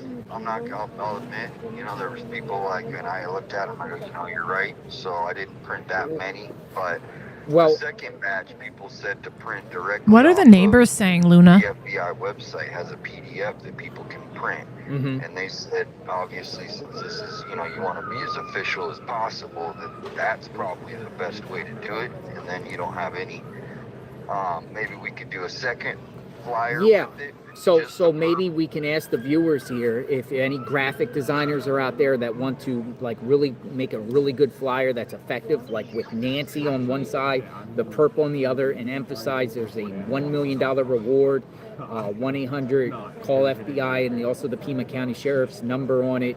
Just maybe even some in Spanish or Who's 857? Too. And if you like said to send them to me, somebody send them to me, and we'll find a way to get a bunch printed. We can also, Hey, is Luna the Tuna and Kuna Burger married? Back to back your comments. Luna the Tuna and Kuna Burger. Yeah, AJW. That's what I'm talking about. I'm gonna play it as soon as this ends. Just give me another minute because he's almost done. And also use our phone with the flyers, and then when we interact with people outside Walmarts, Home Depots, shopping centers, and plazas, we can share the other phone and have them take a picture of it with their own phone so they can have it. Yeah. Because just say there's $1 million reward out there if you know something. $1 million. Well, it's actually 1.2, but $1 million. And we could also save money, in reference to flyers, by putting it on our phone too and having pictures. Yeah, but then put some of the flyers in certain city offices. I think the mayor's office, maybe make a stop in there and just be real cordial and say we just want to see if you can hand these out to your constituents. Oh, maybe his flight's ready. I know there's like I hit all the different boards. Or we can maybe hit the supervisors like that Matt Hines guy who's spearheading the nanos. Give me 1 second. Here's my dog Ruger, guys. Buy him a bone. We're here to, be awareness. Yeah. So I'll shoot you a message when I get out there, and when I get there and touch the ground, and we'll go from there. But definitely, if we don't do nothing tonight, definitely tomorrow. Tomorrow it's on. It's on tomorrow. Sounds good. So it sounds like a plan. So I'll be out there soon. We'll talk. Safe travels. Thank you, Teresa. Our aircraft is running a little late coming into Tampa. It is coming from Miami. The weather is actually going to be very cooperative, which is a good blessing. Tucson weather. Now due to arrive here at 1:50. 89, 87, 78, 84, 83, 87, 89, 90, 89. So at least it's under, I heard it's like brutally hot in Arizona right now. To get you on your way to Miami. 90. Pretty hot out here in the Tampa area. You know, the TSA wasn't even that bad where I was at. I was a little bit worried about TSA and lines and everything like that, but they actually put this thing effectively and was able to get through it pretty quickly and stuff like that. And I don't check bags. I got one bag and one bag. I got two bags. I got two bags. Hey, if you become a member, you get an official Ruger TV badge. Backpack and full of all types of gadgets. Oh, let's look at his backpack, guys. Everything we have in here, all types of windsocks, air fans, and everything like that, and cords and battery packs, and then we just have a leather bag. So we have a leather bag packed up with about 4 days of clothes. So we don't have to bring lots of extensive luggage. Now, the crew I'm with also has Starlink. The crew that has with Starlink, so I will help Tucson or wherever I'm with, whatever like that, get a service of Starlink, so we can have Starlink and do things if we decide to go to remote locations, particularly if we go down to the south of Tucson and there's rural communities to hand out flyers and everything like that with Starlink. But I want to live stream everything because everything needs to be live streamed and need public awareness, and you guys can see what's going on in real time. And Tucson. You know, it's a shame because it was really great to have the live coverage that he was providing. You know, under the guise that he had changed his life around, providing this coverage for everybody was really, really awesome. It really was. And, everyone was live streaming it, and everybody was like, JLR's our hero. JLR's on the street again, and we were all rooting for him. We were. I'm rooting for both of them, guys. I'm one of the only YouTubers that never went that far. I'm a YouTuber that has given him the benefit of the doubt. I've been saying we need to wait. I have said that the pictures look bad and the police report looks bad, but I have never come out and said that she's a liar or he's a liar. I have maintained that the whole time through. Of course, everybody has questions, right? No different than us having questions in the Nancy Guthrie case. No different than having questions about the Gabby Petito case. But you do have to be careful what you say. You do. You can't say something as if it's a fact if it's not a fact. You just can't. But man, I was rooting for this guy, and I sure hope that this ends better than what everybody thinks. You know what I mean? I really do. And I pray for everybody always. Every night I pray for everybody. I do. And I hope that it works out. And some people don't like that. And, I got a couple thumbs down on here. I'm sure that, people just jump immediately to conclusions. They're just on the defense. We have to wait. We've got to wait. You know what I mean? Grab a bite to eat and, we'll go from there. Call Jim, Exploring with Jim. Here, matter of fact, let me. Thank you for becoming a member. Call Jim. Just let Jim know. Luna Tuna. Now we need Kuna to become a member. Call Exploring with Jim. See what he's up to. You guys got to get together and go bowling. A little nugget for your research. Thank you. By the way, tips.jlrinvestigates@gmail.com. If you want to come and help, you want to assist in any way or anything like that and have anything to share, just shoot me over there, shoot me your number. I will call and talk to people. We're trying to build a coalition. Exploring with Jim. Oh, he's not available, so he must be on the phone. So let's go. Let's do it. So I will come back later. I have a little layover. Thanks, Miss Margaret. Thanks for being here. As we progress in our journey to find answers, to find out what happened to Nancy Guthrie. All right, Luna and Kuna, you guys have to post. Are you male or female? Are you male or female? I'm doing a matchmaking thing here, possibly. Either you just met your husband, Moms for Justice, or you have a new best friend, girl. One or the other. Or maybe they're two buddies that can go work out together. Luna and Kuna. Okay, so I'm going to show a little bit of this guy's coverage from this morning, which is nothing much, just him walking around Nancy's house. But there was a section of his video that I thought was really cool because he really zoomed in on all of the memorial area and all the gifts that were left there. It was really cool. And I even asked him, I was like, do you see a Moms for Justice angel? Because Rosie, my moderator, went out there when this whole thing first unfolded, and she had left I think an angel. Right, Rosie? It was an angel. And she had put, I guess, Moms for Justice on there. So I was asking him about it, if he had seen it. All right, so let's pull that up. I subscribed to him this morning. You all should subscribe to him. I'm all about supporting other channels. Okay, it's AJ. Hold on a second. Because he's got some weird symbols in his, I got to tell him. It's hard to find. It would be hard to find him, I think, with, he's got like abbreviations in his screen name. W News. Let me see. Okay, here it is. All right, so this is from this morning. Let's play a little of it. I got to turn he's muted here. And I was like, I loved his chill vibe he had going. All right, this is kind of boring. But then he pulls over here, parks his car, and then he walks. I'm going to skip. Okay, let's see.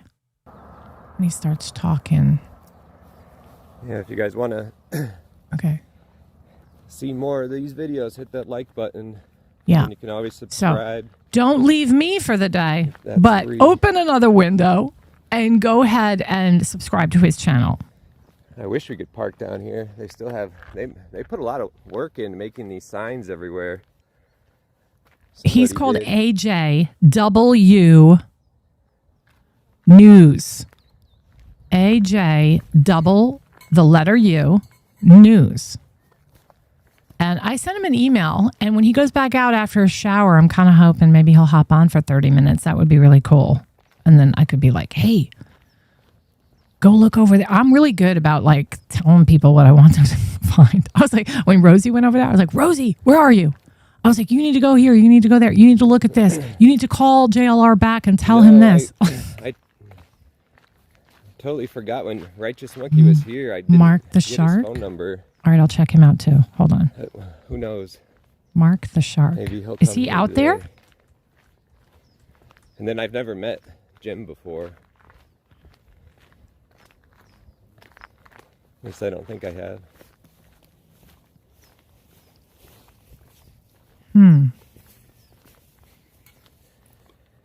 I'm looking for Mark the Shark. Okay, I think I found him. It's super quiet out here. Is it a big shark icon? Mark the Shark 943, guys.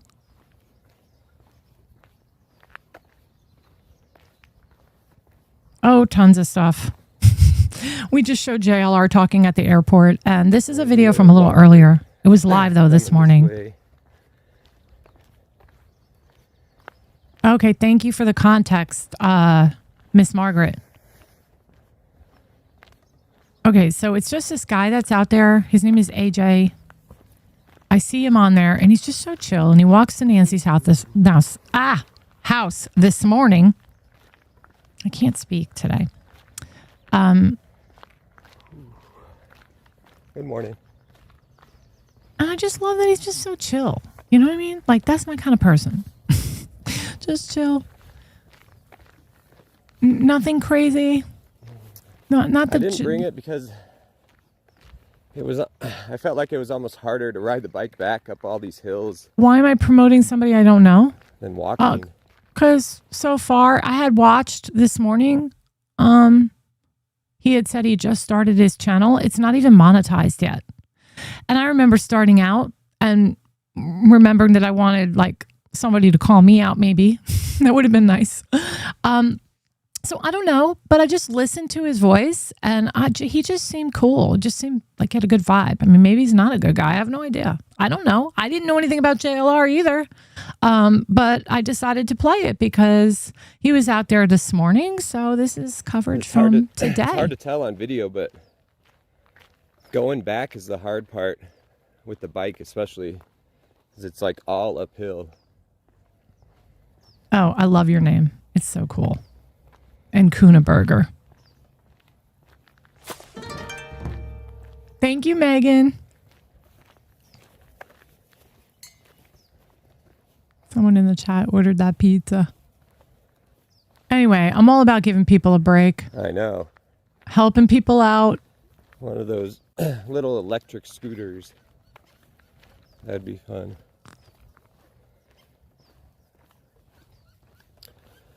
Oh, that's cool. They have one of those free libraries. Take a book, share a book. Oh, that's cool. Wow, my daughter would love that. That's cool. Oh my gosh, my daughter's a bookworm. She wants to be an author, a novelist. So she would appreciate that if that was down the street, on our street. That is so cool. I think at one point he sees a snake, if I remember correctly.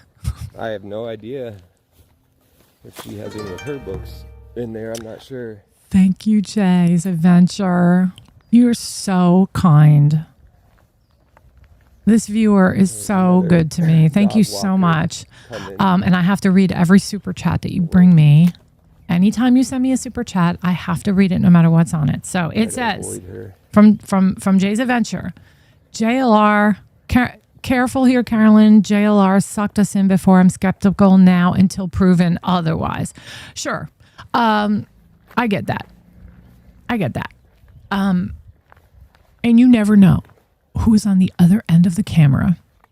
And I'm over here in my office, safe and sound. What I see here is just coverage of this morning, and it's valuable to me because it was of today. And so far, sounds like a nice guy.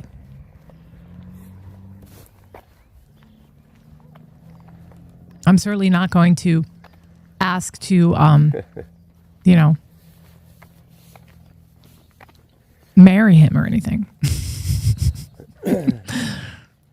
I think, unfortunately, who's 857, guys? Who is that? That this guy targeted Nancy, at least one reason maybe. Who is 857? Was because it's so quiet out here, and that's fill me in.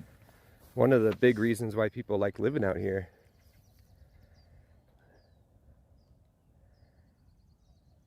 It's because it's so quiet. It is quiet. You don't hear the. That's a perfect time to go. Traffic with this heat. From cars. I mean, every once in a while you'll see a car drive by. And then at nighttime, it's you can see the stars out here. So we're here, guys.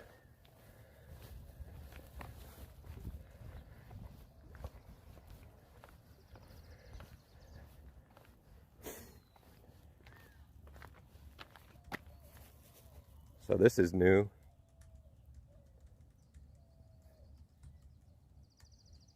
So people, this is a sign that is basically saying they need space to heal. This neighborhood needs space to process, heal, and gather in privacy. Please cover this tragedy from elsewhere so that we may have some privacy, space, and dignity. Nice. So maybe we won't. Who knows? Yeah. Oh, welcome, okay, Rescue Me 62. Guys, give me 1 minute to use the facilities. I'll be right back. Okay. You guys are all staying.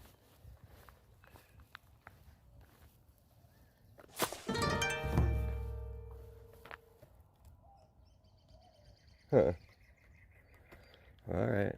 I'll listen to you guys.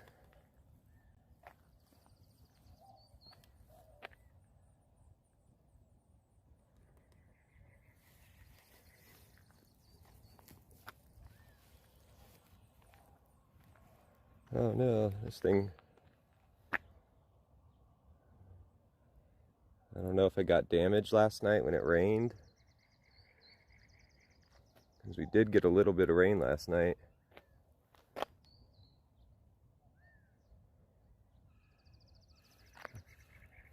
Or is that what was up there? I can't remember.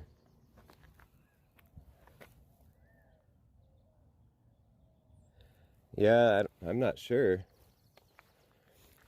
We got a little bit of rain last night, and it was kind of windy. So maybe that blew away.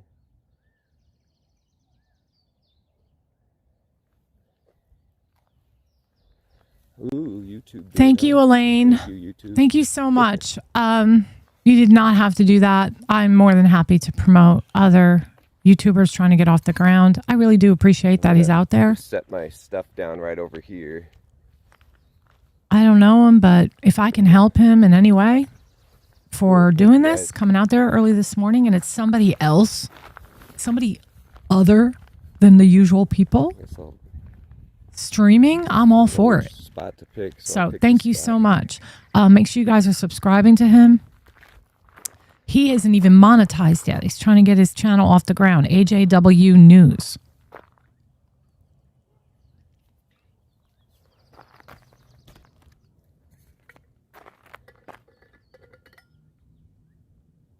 They were making fun of that sign about like showing them some respect. Streamers were making fun of that? That is so messed up. What were they saying? Luna, tell us what they were saying.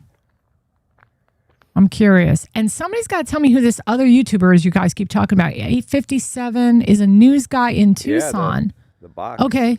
You're right.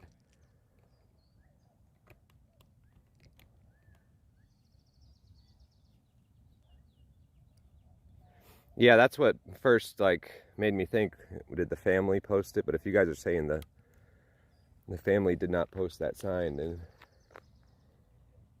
maybe it was a neighbor who posted it.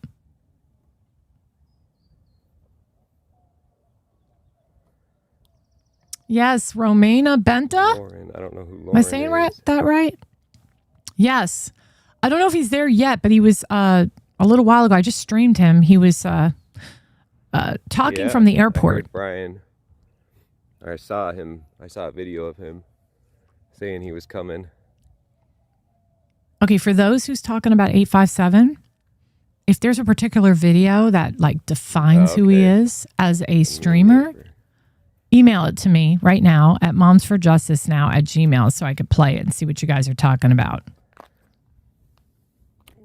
Set it down for a second.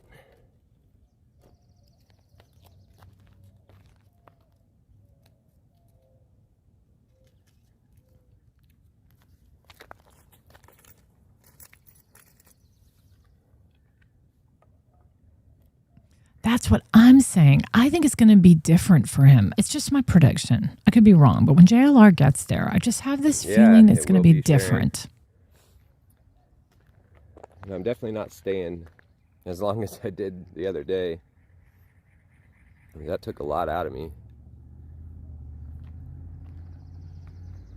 Luckily, it's not as hot today, but still. Ah, no, I forgot. I have a little foldable stool, but I didn't bring it. Oh, there's a school bus. Did you guys hear about that school bus that crashed in Tennessee? I said in the last video. Horrible. 2 children have lost their lives. It's devastating. And they're saying the bus, I saw a video, the bus went over the double line and hit a dump truck head on. Nancy's grandson would get dropped off here back, I think when he was like in elementary school.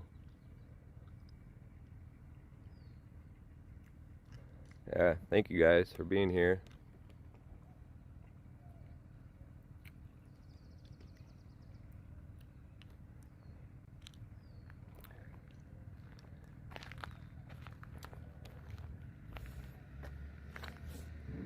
Yeah, I'll go over there in 1 second. I'm just waiting for that school bus to leave because there was people getting on it and I don't want to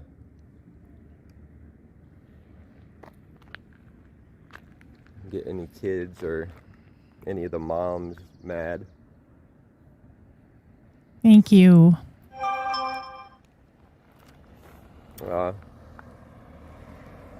Thank you, Robin.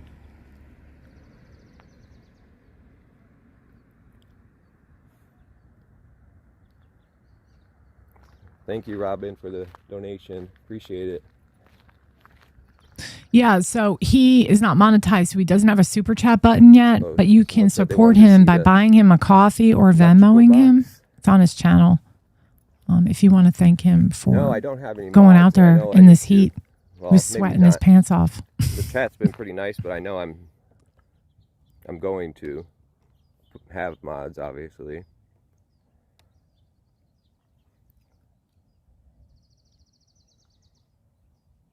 And I can't step on the gravel, guys, because the last time. So, how does he avoid the questions, JLR, about these new allegations? He's going to be asked. He's going to have all sorts of people around him. And then there's, does it look like a car hit it? No. Hey, look like anything Rosie hit it. Posey. It's AJW News, brand new channel.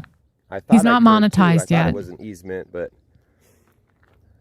last time I was here, someone called the sheriff on me for just standing right there, barely on the gravel.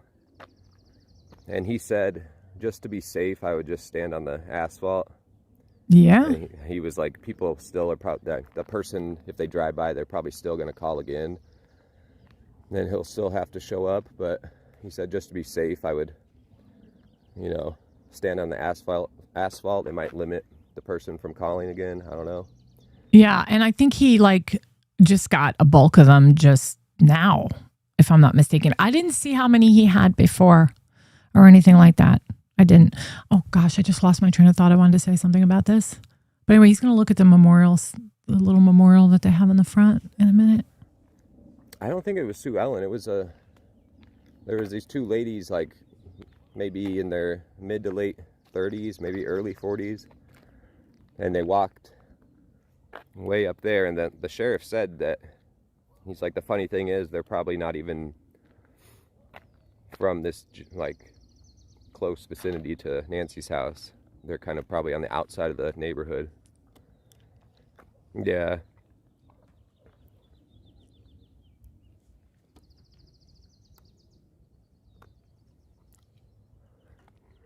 Yeah, who knows?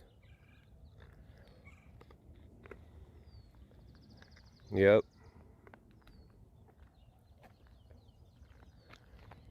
So I'm still surprised that they haven't replaced the doorbell camera.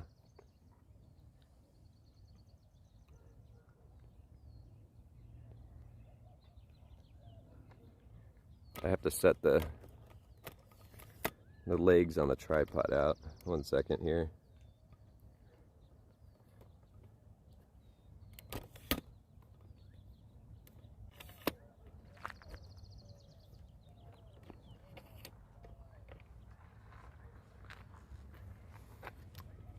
I see one up on the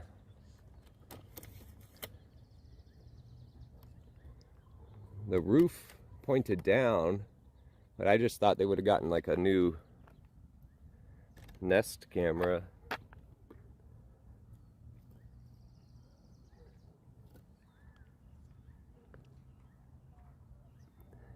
As you can see there, and then right above there is just a traditional doorbell.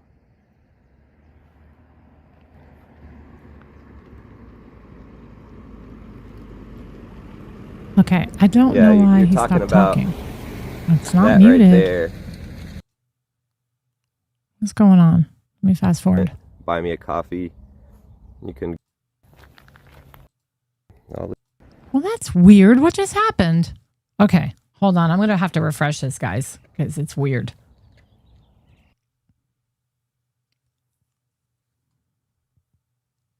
Okay, I think I know what happened.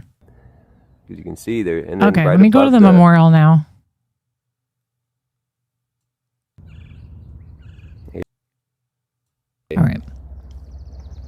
Wait, did I show this already? Now I'm confused. Where was I? 2 more days, it's going to be a lot cooler. So today's still going to be upper 80s, almost 90.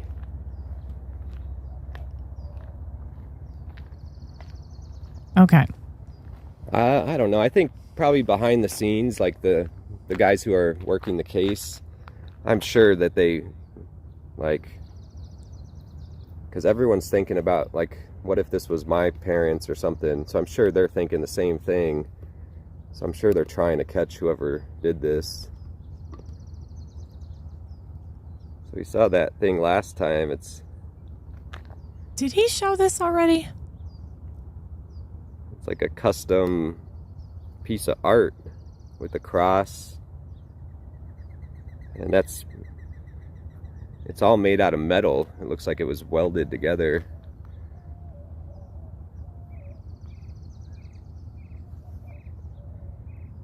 And then there's that cool painted rock.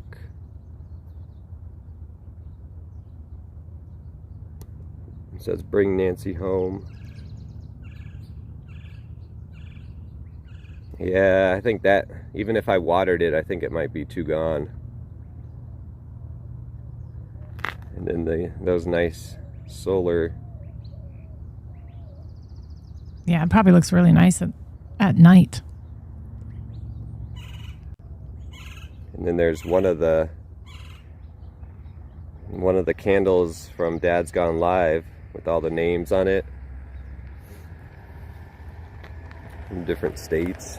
It's by the poster, Rosie. Tell me if you still see it there, because I asked and him. Up on the lamp post, there's a real big bow. And I wonder, I don't know what you guys think. Do you guys think Nancy at night was turning these lamp posts? She has one on this side and one on the other side. Do you think she was turning them on every night? And then there was 2 lights above her door and that archway on the top left and top right. So what do you guys think? Yeah, there's lots of birds out here, that's for sure. And then nice view of the mountains. This is why a lot of people like it out here. You got the nice view of the mountains. That is beautiful. Maybe automatically turned on. Crazy. I just thought because of the footage that we got of the guy, it looks like there was no light on. It looks like it's in the infrared mode. At least, I mean, I'm not an expert, obviously. If you're just joining us, AJW News streamed this morning. Solar light things on the ground as well. You can see one of the solar lights right there.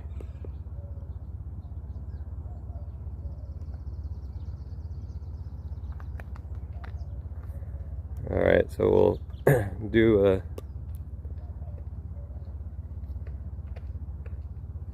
we'll show all the flowers right now.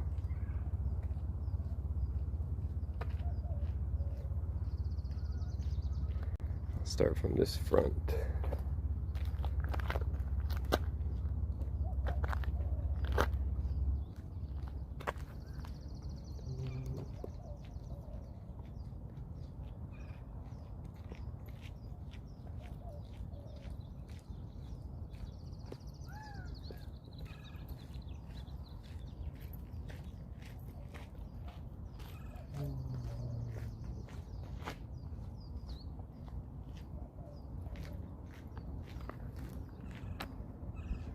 Well, good.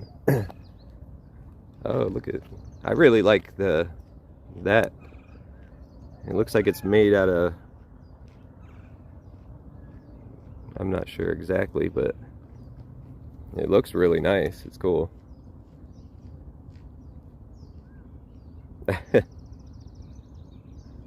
No mods for the time being. There will, I'm sure, one day. I honestly haven't even figured out how to make people mods. I guess I could figure it out. It's probably not hard. And there's another candle. And that little, you see those 2 hands that are making a heart right there? Someone wrote a note on there and it says, the Swifties got it, or on it. The Swifties are on it. Bring Nancy home. And I'm thinking that's Taylor Swift fans.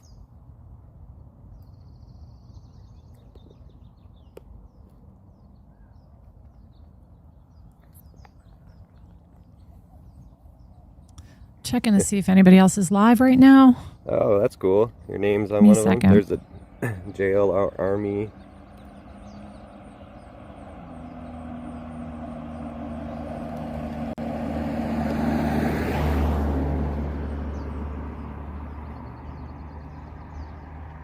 Oh, nope. The pinned comment, I put the comment at the top has my Venmo, and it has a website called Buy Me a Coffee, and you can just go to the website and type in whatever dollar you want to give me, $1, $2. You can type it in there, and then it asks for your debit card info. It's a secured site. It's been around for like 20 plus years, maybe even longer than that now. So it's a reputable site, so that's why I picked them. And you can do it that way. And then also my Venmo is up in the pinned comment as well. And they're right on cue. Someone has just done the buy me a coffee. He's getting some money. He's getting some support. So Jody, thank you. You're my very first person to do that on Buy Me a Coffee. So thank you, Jody. Congratulations, dude.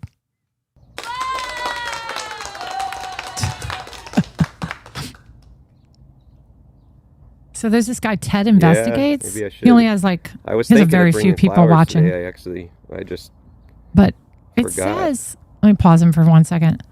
This guy, Ted Investigates, says he's live. Manhunt live on the YouTube. New updates live outside Nancy Guthrie's house. And when you go in, he's sitting indoors in a room somewhere. So I don't get it. He's not live. I mean, let me just see. No, he's just sitting somewhere. Hold on. Let me see here. Live, boots on the ground. Let me just listen. Hold on, because I don't want to get off the...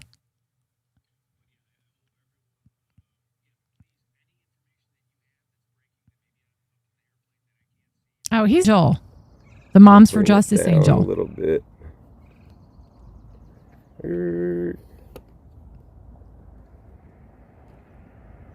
Rosie, okay, do you see it? Artificial only. All right. Okay. That was from Jody. Thank you, Jody. Thanks again, Jody. So that thing wasn't here last time. Thank you for joining, Mike. A really nice cross, and it has flowers on it and ribbons.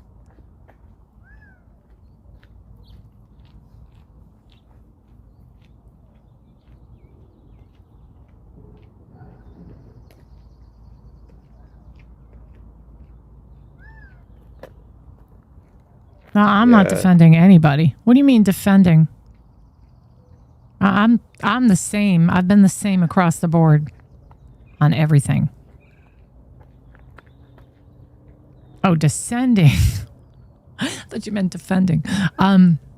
Well, because Brian Entin went out there. That's really why. Nobody knows why Brian went out there, but we are talking about how it's ironic that JLR was at home yesterday and there was somebody sign. There was somebody like picketing outside his house, and then all of a sudden he took off. I don't know. Sandra, thank you. Very kind. But thanks for joining Sandra. us. LOL Bird. What does it say? It says... Let's see here. Bring Nancy home. Nobody is holding your mother's hostage. Live boots under the couch. Bring Nancy home. Nobody is holding your mother's hostage. So it's kind of a sign for the kidnapper to read. Yeah, I like that.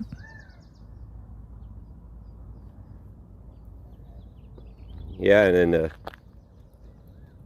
someone pointed out last time that Nancy was a big game player that little board game or whatever it's called.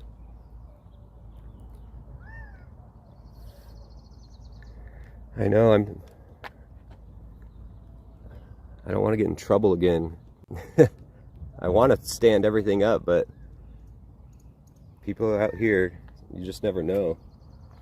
I don't want to get yelled at. Yeah, nothing. I'm watching, guys, for any breaking news. I'm watching.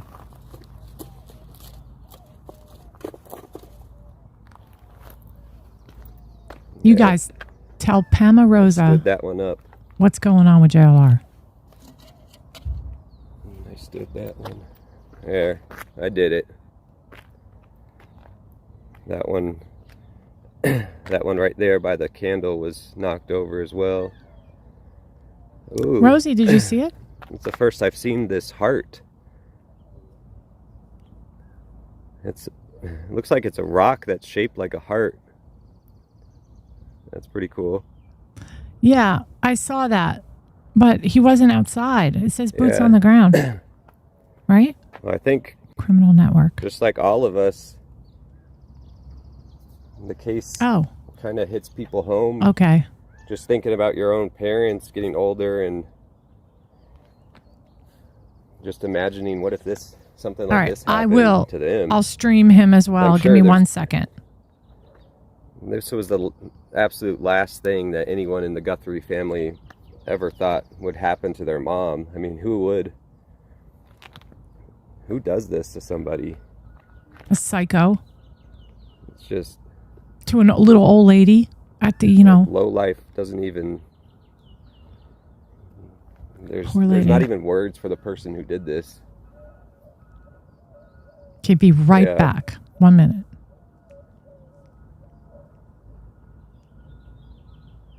Yeah. Allegedly. It's all the... Now, unfortunately, it's all the what if. What if she had this life alert, or what if she had this? There's a cool angel with wings right there. Yeah, and that's the thing too. She's, from everything you see about her, she seems like such a nice lady.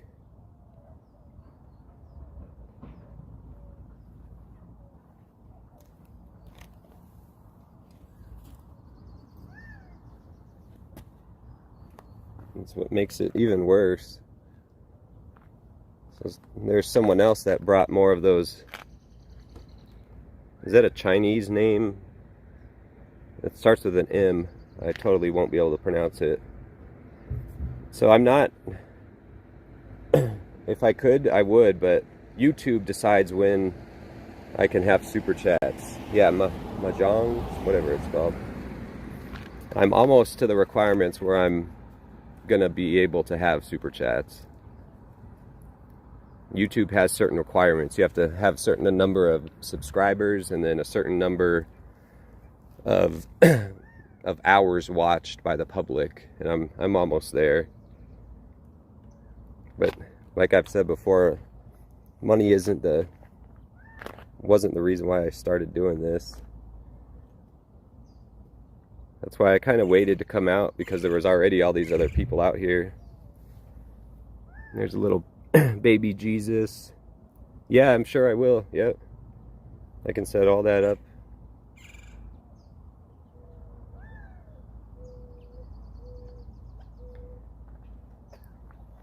Yeah. I'm surprisingly, the watch hours are getting there. I'm getting real close. Which I didn't think would happen, honestly.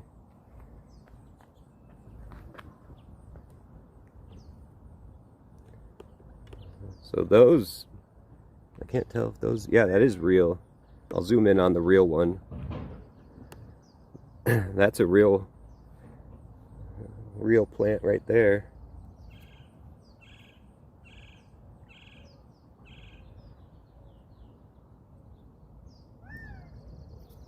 Yeah, just from when I watched, I always wanted people to zoom in on the stuff.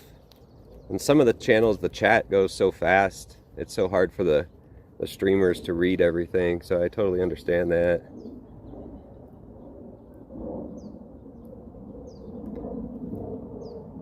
Yeah, Diane, you're right. I've got, at the top, I pinned my Venmo, and it's called Buy Me a Coffee. Because, yeah, YouTube will take 30% once I have that set up. But that's why I've got Venmo and Buy Me a Coffee at the top. Yeah, the baby Jesus is...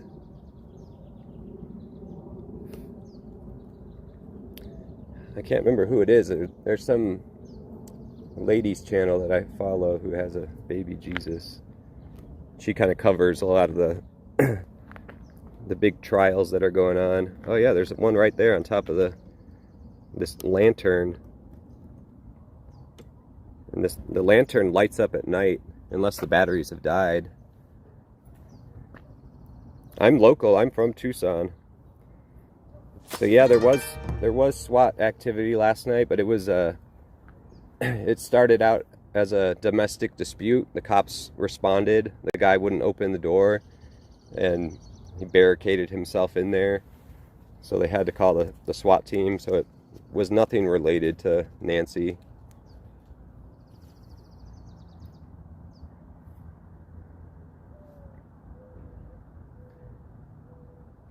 Yeah.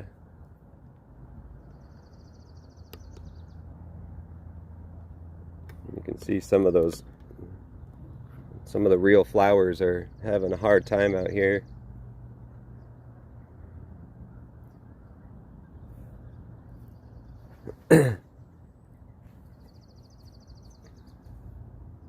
Huh.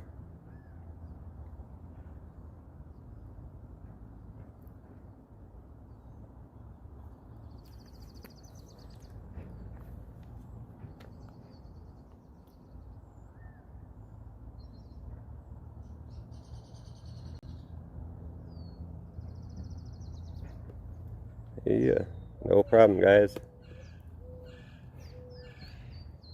Let me see here.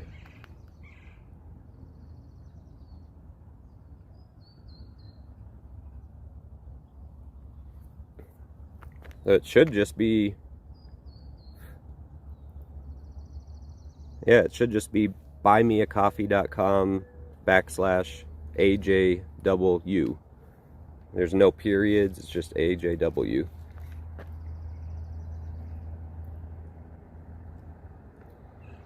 I like that red heart right there. It really stands out.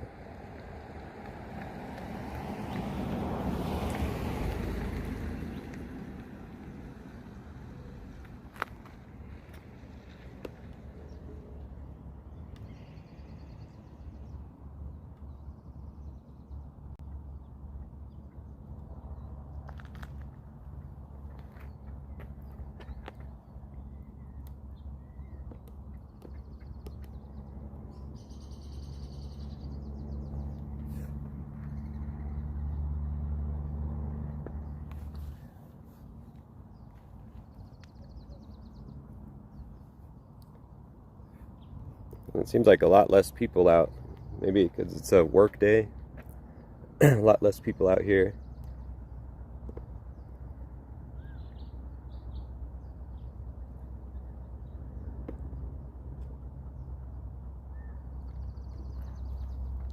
Well, we're just hanging out here for a little bit. Yeah, the javelinas.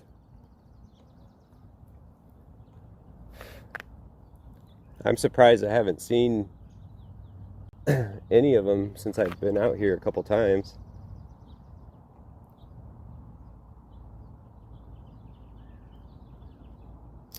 No, I just need to set Cash App up. I know everyone's asking. Sorry. Not everyone, but people have asked. No one's out here right now. It's just me right now.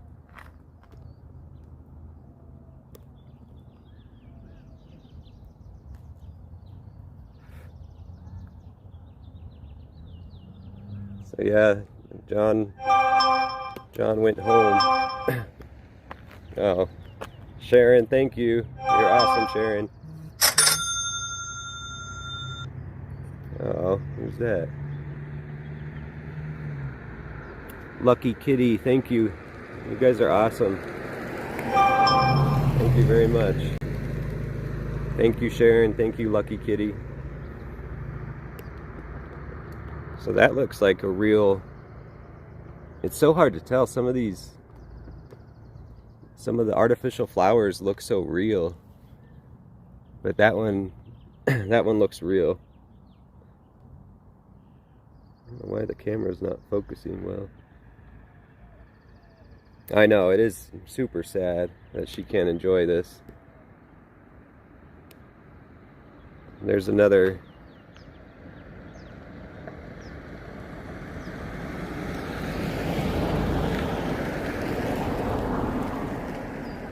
It's like an angel. Oh, Olivia, thank you very much. Olivia, True Crime, thank you.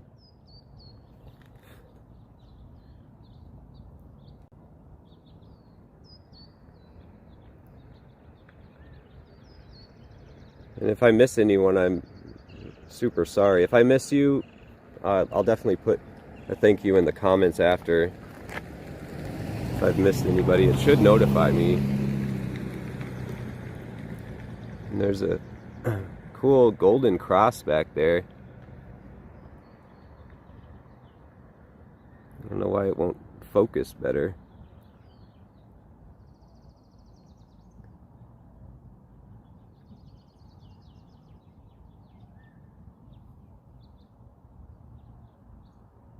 Oh, hey from Scotland, hello. Yeah, so I'm local. I'm born and raised in Tucson. My parents moved here from Chicago right before they had me. So, I'm born and raised here.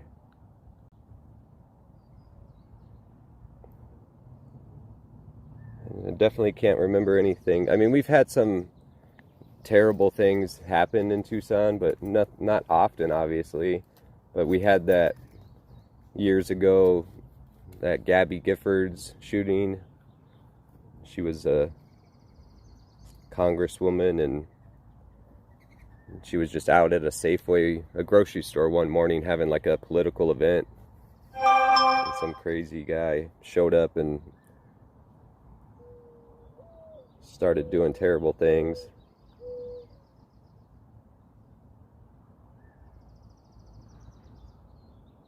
And then I remember years ago there was a little girl, Isabel Celis, that was kidnapped out of her bedroom when she was sleeping at night. And their house was like in the middle of the city in Tucson. And of course everyone at the beginning all thought, oh, the parents or the dad especially, everyone was like, he's got to have something to do with it. There's no way their parents could sleep through your little girl being kidnapped out the window and not wake up. And it went on for, like, they didn't find anything for, I think, years and years. And then they eventually found out it wasn't anyone in the family. It was this crazy guy, and they eventually found her. Obviously not alive, but I think Brian is with News Nation, if I'm not mistaken. I could be wrong. Gosh, my hair looks terrible. Okay. Annie's flowers were in a white cup.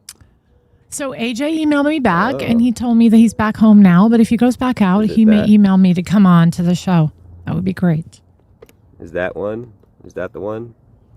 Are those Annie's? I do. And yeah, I was one of those that was streaming JLR. She asked, "Do you cover this case regularly?" I do, but I have not milked old news either. So I don't just come on just to milk it and make a video. The reason why I'm on today is because Brian Entin went out there, and then JLR followed out there, and I was kind of on here today to see if anything happens. So I'm watching a bunch of windows right now, but I'm playing AJ, let me get the name right. It's AJW News, brand new YouTuber. He's not even monetized yet. He's brand new. I wanted to help him out with my viewers. He went out there and took a walk by Nancy's. He showed us a memorial again, and that's what we're looking at now. Didn't even pay attention to the ones. Oh, actually, it may have been. And I'm looking for something new, so bear with me. That look very similar. I'm not sure if it was this one. Oh, over 3,000. Thank you, guys. I appreciate it. He got 3,000 subs as of this morning. What were you saying? 357 saying? Sorry. I'm not going to Dolly Vision. Oh, okay. My email. Dolly Vision just has like a drone or something going Hold on. Where's he getting that? Anyone know? Oh. Thank you, Dana. Let me type in my email. Dana. Shoot. Oh well.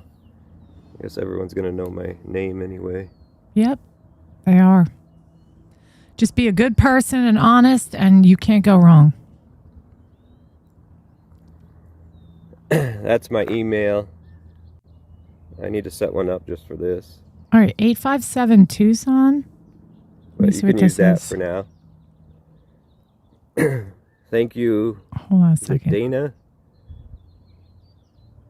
Thank you, Dana. I appreciate it. You guys are very nice.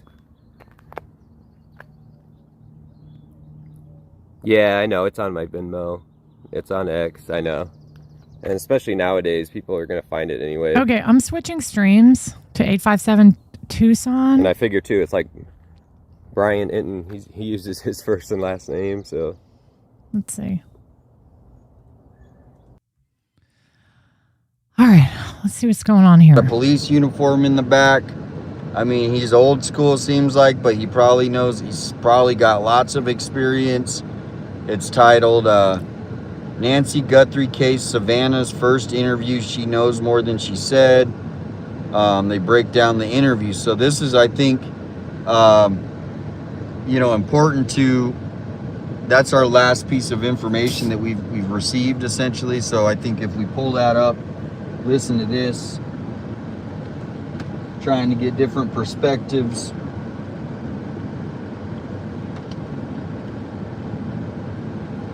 But welcome in. We got almost 2,000. We're going to head over here since we're so close to the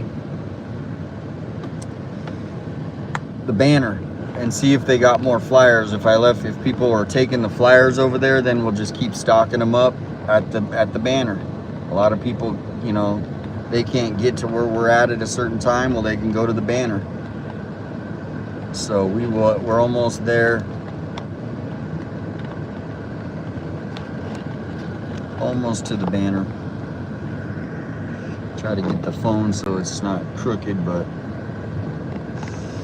try to keep it out of the heat. We are dealing with still a little heat, but it's not that bad. And a big shout out, I saw DGL is in the chat.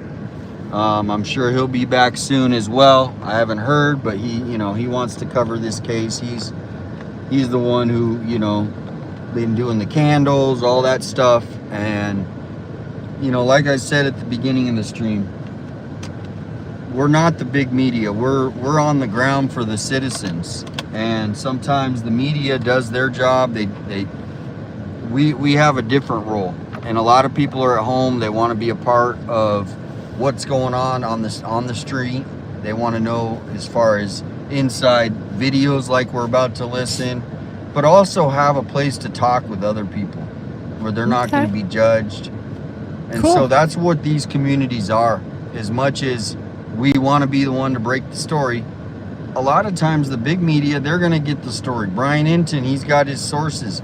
I mean, I have sources, but they're not telling me anything. And if, there's people that could tell me stuff and they're not calling me and going, hey, I mean, I know all the people at KOLD News. Not one of them has reached out to me and said, hey, I want to share this inside information. Maybe they can't, but they do share it with some people. People at the sheriff's office are maybe getting stuff to I don't really know. Everybody knows how to get a hold of me. I do check the email. We are going to go to the banner because I've been leaving flyers there. I left some flyers. I'm going to see if the flyers are still there. If people are taking them, I will just keep stocking them up there, because as much as I can go hand out 1 or 2 flyers to people at a time and take them to places, if people can go there and pick up the flyers, right? So now there's a place that's called organization, community organizing. Then there's just a hub that they can go get the flyers. They can go hand them out in their neighborhood, I know people, if you go to the FBI website, you can download the link. I believe someone said, I haven't confirmed, there's a PDF that you can get.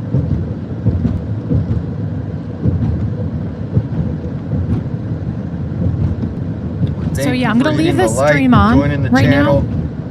now. All the mods.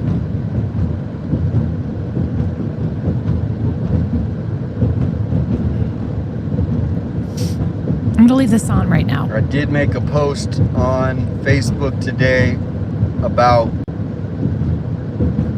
the failure, and I've mentioned this before, the failure of where we're at is going to lie, I think, in the lap of Pima County and City of Tucson for not having cameras in the right spots in important arteries that anybody knows if you don't have a camera there, somebody's going to get away. And so if they don't provide an image at some point when Nancy's found, when the suspect is found, hey, we had this image all along. Here's the truck he was driving. He drove down Campbell. Boom, we have, then I'll say, look, you guys are awesome. But right now, this suspect managed to sneak in to $1 million wealthy neighborhood and then sneak out, and nobody saw him once he left Nancy's house. Nobody, there's not one video from a Circle K, there's not one camera, there's not one license plate reader. Unbelievable. That's If there crazy. is, I'll have to eat crow. But right now, they have not provided anything to say, once Nancy left her house, that we've tracked somebody, doing something. It's zip zero. So now we are to the DNA, genealogy. Everybody's talking about genealogy. Is genealogy going to be the one to solve the case? I mean, you saw the guy, how he was dressed. I don't know if he was dressed like that because he didn't want to drop DNA, but it seems like, I hope they got DNA. They said maybe they do, but you just don't know. We don't know. Did he really make friends with solve him? the case? Oh, wow. But I did make a post about the lack of surveillance cameras might have allowed this person who abducted Nancy Guthrie to get away. Just like Holly Dasso. Now let me bring up Holly Dasso to give you guys a comparison, because I'm going to be doing lots of videos about how Nanos and they basically have not talked to the public. Bullhorn Betty, huh? What does she have to say? I'm curious. Didn't Bullhorn Betty used to date JLR? That's what I heard. That there was a relationship going on between those two, I heard. Allegedly. Yeah. Oh, she's too much for me. I'm sorry. You know what gets lost in this whole thing is Nancy Guthrie. I mean, really. Now we've got, other alleged crimes from this crime, or like spin-off crimes, YouTubers, people in the street, neighbors that are pissed off. I don't know.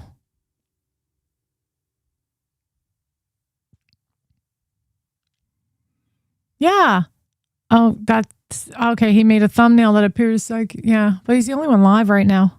Keep your eyes on things too, in case I don't see something go live. I'm looking for the latest on Brian Entin. There's nothing here. I'm on his X account. I don't see anything there. Anyway, let's Same thing like Nancy about what's going on. Fast forward this. See where he's at Since I now. was on Speedway, I kind of switched it up. He just drives around. So I apologize. We're gonna hit up the banner and drop some more flyers because I think someone said they were gonna grab some there. All right, I'm looking at Bullhorn Betty now too to see what's up with her. I don't think Nancy's is going anywhere though. I promise you.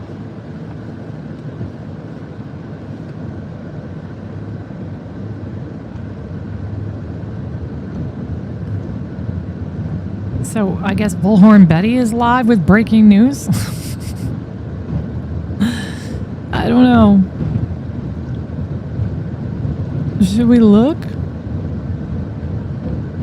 Wait, when is this? This is the start of the University of Arizona campus right here. Our Final Four Wildcats. Hello, Kat. Teresa, hello. Everyone, if you're not following DGL, Dad's Gone Live, give him a follow. Okay. Thumbs up with as the well. stream. Okay. Where is Starlink? We are Starlinked up. I'm using 5G right now. I got to call later and get the unlimited, but if I'm in the city, right? I didn't turn it on, so maybe I'll turn it on at the banner. Thank you for saying that. But we will have the Starlink scary. hooked up here shortly. I've already had my own brushes with a few people. Have you thought about wanted posters of the picture? Yeah, that's that's a good point is. There's billboards. There's billboards everywhere. And as we know, JLR just told everybody he's going to print a bunch of flyers with the picture of the mask guy on there, which everybody already knows. You know what I mean? Well, is there any other streams going on? Maybe somebody wants to email 88crime.org and ask them if there's a way that we can pick up flyers, right? 88crime.org. They probably have, they very great organization. People can report tips there anonymously. And they have a big budget to print flyers and things like that. I talked to somebody, he said that there was no billboards available to put up any. And I said, well, what about some flyers? So maybe if you guys want to email or call 88crime and see if there's a way, but they should have a flyer with the perp's name on it or something that we could hand out. Because that's the thing, people are saying you need to hand out the exact one from the FBI, right? Like, so everything looks, and I kind of agree with it. Like, as much as I'll print up some great handmade flyers. Oh yeah, horrible. It would be nice if 88crime. So maybe if you guys do call them or email them, I will go pick them up. I did reach out to the guy. I asked him, well, what about flyers? So maybe I'll hear back from him. But yes, clear. We do have a clear video. These windows are, need to go get them professionally or get some of that. There's like a film on it. I try to get off and it's a battle. Munch a bunch, 24.39. G-Life is still in here. G-Life. I know. Buddy. I know. Summer Wells and Sebastian Rogers. Oh my goodness. The videos of her harassing the family members is really disturbing. She got into some trouble, I heard. Oh boy. Let me see.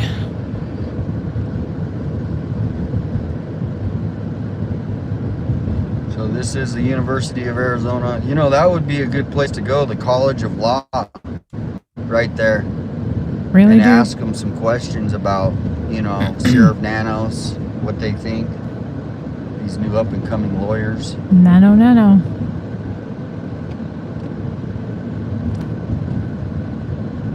Hey, wasn't like somebody I had heard that like JLR was back home and re-streaming old footage. Is that true? Hey, Sherry.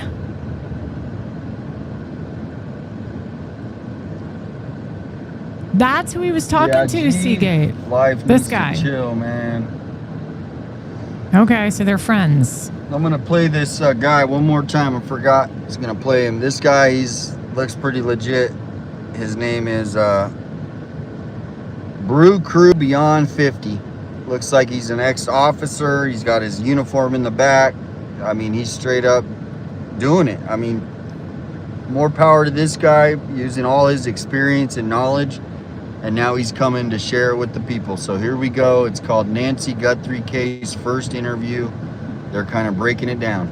On a cell phone? I want to slow down and visit this a little longer because this is the part that most people are missing. Savannah Guthrie, she's not just a daughter in this case. She's a journalist. And not just any journalist.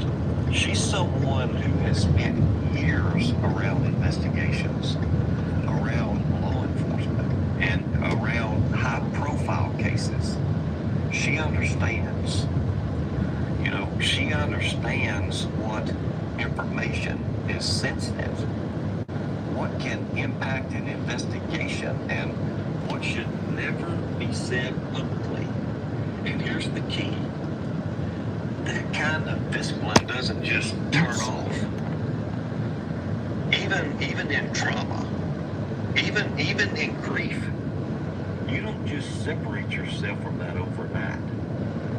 So when Savannah speaks, she's navigating two roles at the same time.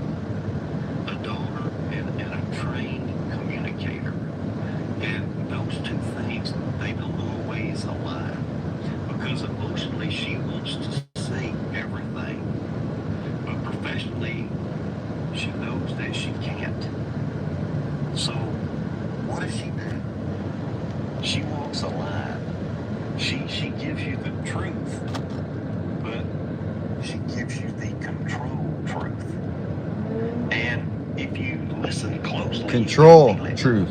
Moments where she steps short, and moments where she chooses words very carefully. Right.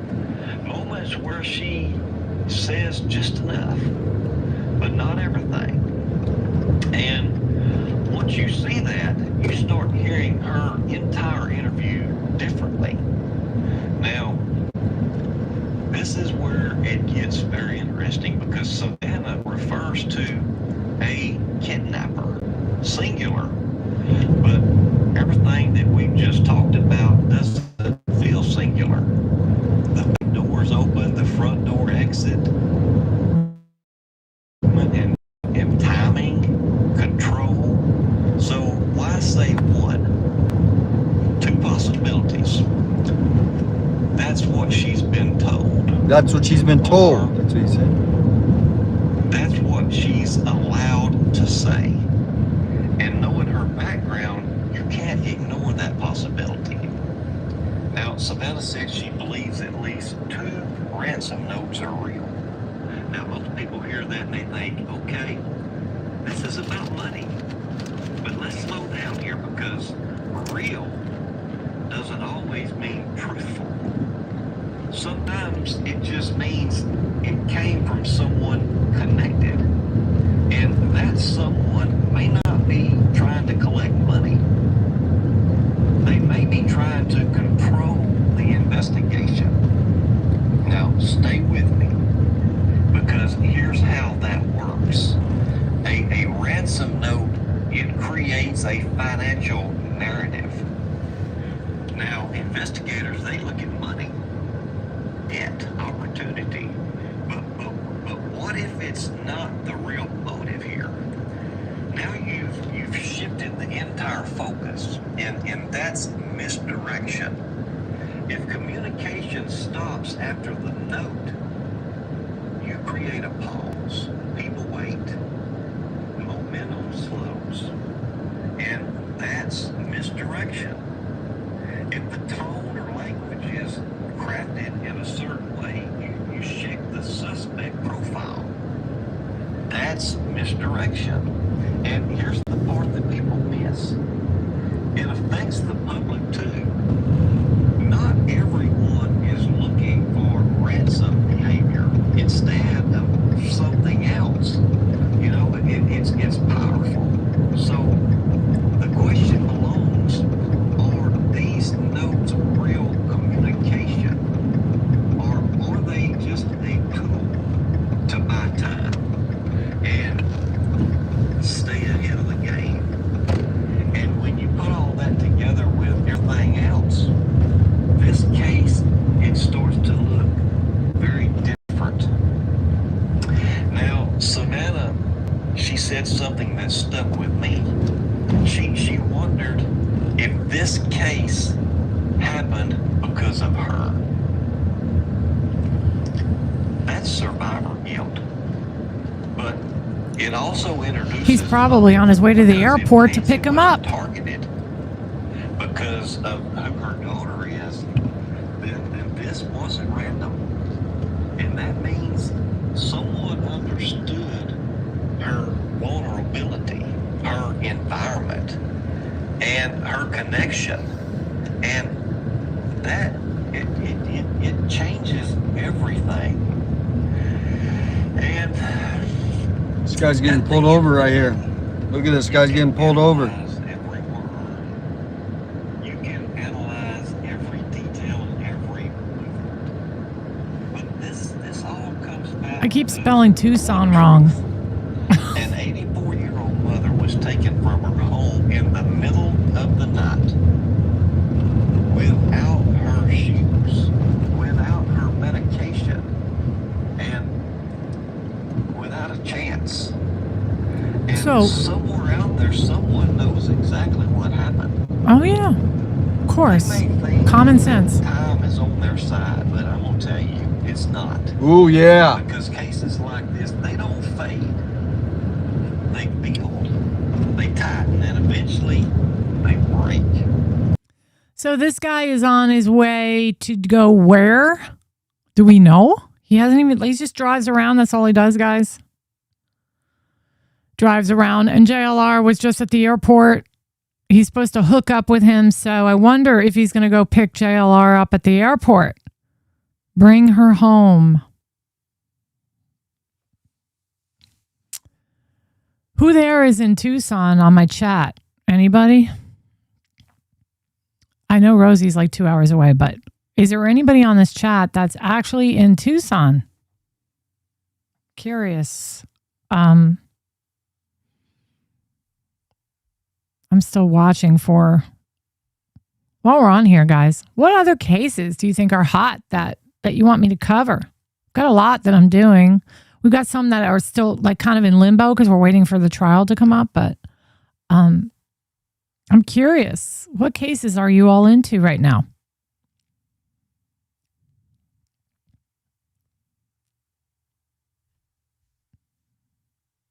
In front of the police station? Guthrie's life, there wouldn't be a reason to take her out of that house. None. And that's not just my opinion. It's just how these type situations tend to work. Because the moment someone removes a person from their home, they've made things more complicated for themselves. I mean, the risk level now, the exposure, just more chances for something to go wrong. So the question, it becomes not just what happened, but why it happened this way. Why take her at all? Why take Nancy from her home? It just don't make sense to me. Now, I tell you, I've looked at a lot of cases over the years, and most of them, they pretty much all follow the, you know, some kind of pattern. You guys ever like type in Nancy Guthrie and see all these like crap channels that show up with this AI and horrible stuff on here? In this case, you don't have a clear timeline, because listen, the timeline, it seems like the timeline The heck? So much crap. Nothing's real anymore. Look, I'll tell you right now, if I don't see a face of somebody talking, I don't even click anymore. It's just, you know, you put in a script, you use whatever, Grok, Midjourney, and they create these videos, and it's not like, right? It's just crap. Like, and there's these people that they start these YouTube channels and they're faceless, right? There's no face on them. They don't want to show their face. Well, they should just be ruled out. You know, you can't be reporting on something and creating a community about true crime and trying to solve cases and hide. You have to have your face out there. You got to be talking and having communication with people.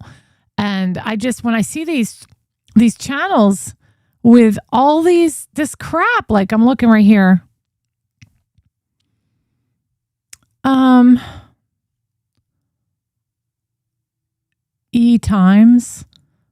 E-Times has 21 people watching right now. Yeah, and they just replay stuff. They just put stuff on and make it look like it's live, and it's not. Oh, it's so annoying. There should be a way to like rule all those people out.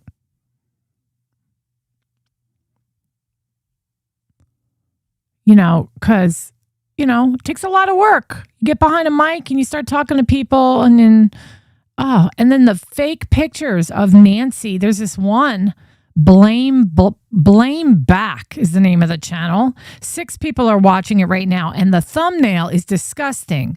It doesn't even look like Nancy Guthrie, and it looks like she's been like, it's just a really gory picture, and then a fake picture of Savannah with this like frightened looking face. What's wrong with people?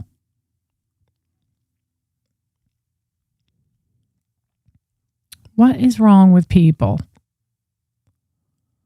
Yeah, I know he rents cars, but hey, if he could get a free ride, maybe, right? Here we are. We're out more than 50 days in this case.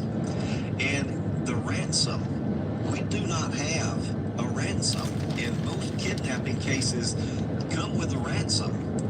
You've got someone making contact with the news media, but in my opinion, that's just not ransom to me. There's no meaningful contact with the family. That's how ransom cases work. You contact the family secretly. You don't want everybody involved. You don't want the whole world being involved in a case like this when it's just for money. And that's just highly unusual, because typically there's something that you can point to by now, 50 days and more out. There's usually a reason. There's a purpose that pops up that we know, that we hear. But in this case, that part is missing. And when something is missing like this, it's usually where you need to start looking closer.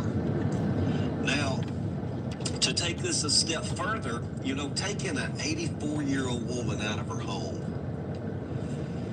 that's not something that just happens. You can't just... And that's the whole thing is, I think, you know, people want it to go away. The 84-year-old, well, no one's going to let this go. And the authorities need to figure out what's going to break the case. Is something wrong with YouTube We're right hoping now? this genealogy stuff.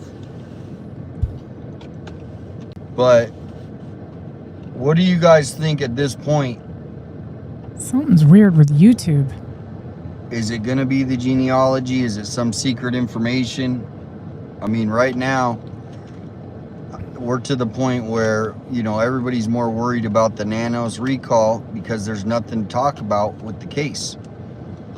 Every time I try to open a video, It threw me for a loop, though, weird. based on what Savannah said, and she thinks that the first two ransom notes were real. So we're dealing with somebody who maybe wasn't just a crime of opportunity, maybe somebody who premeditated this to take Nancy to get back at Savannah. That's what a lot of people are saying it's heading based on what Savannah said.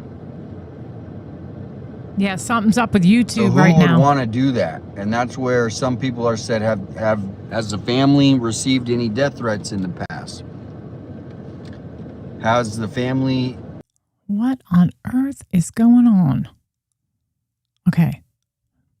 You guys can see okay? You know, have they gotten any emails in the past within the last 10? Let me try this. Yeah, YouTube is like down. All right, I'll just wait for it to start playing again. Oh my goodness, my hair is like all jacked. All right, so you know what I think what I'm going to do is, guys, I'm going to call it for now. And what I will do is, if anything comes out, I'm going to be watching all day. And if anything comes up, I will be back on here. Also, go check out AJ's channel. He's brand new. Want to support him. And if he wants to come on later, that would be awesome. And he'll email me back. And that would be really cool. But make sure if you just joined now to go all the way back in the beginning. I had a full show planned, and I talked a lot about a lot of the questionable things about this case, and about Savannah's interview was just completely, like, it raised all new questions for me. It looks like it's back up again. It's just acting really weird right now. But thank you, Rosie. Thank you, girl. Oh, thank you, Mike. Yeah, like, what do they call that voice that some YouTubers have where they sound like this? Like a frog voice. And then there's, like, you know, the girls that, like, end each sentence on a, you know, kind of like, yeah. Like, I can't stand that. Just talk normal, people. Talk normal. Be a normal person, you know. It's not going to get you more clicks to sound, you know, trendy or anything like that. It's just not. So anyway, I love y'all so much. And I'm going to take a break. And I will be back. Make sure you turn your notification bell on for the channel. And you like this video and subscribe to me. I would so appreciate it. I love all the support. We're almost at 21,000 subscribers in only 18 months. That is like unprecedented.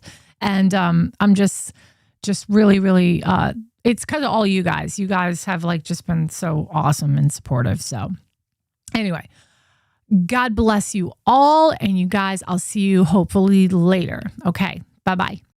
Views and opinions expressed in this podcast are solely those of the hosts and guests. All individuals mentioned are presumed innocent until proven guilty in a court of law.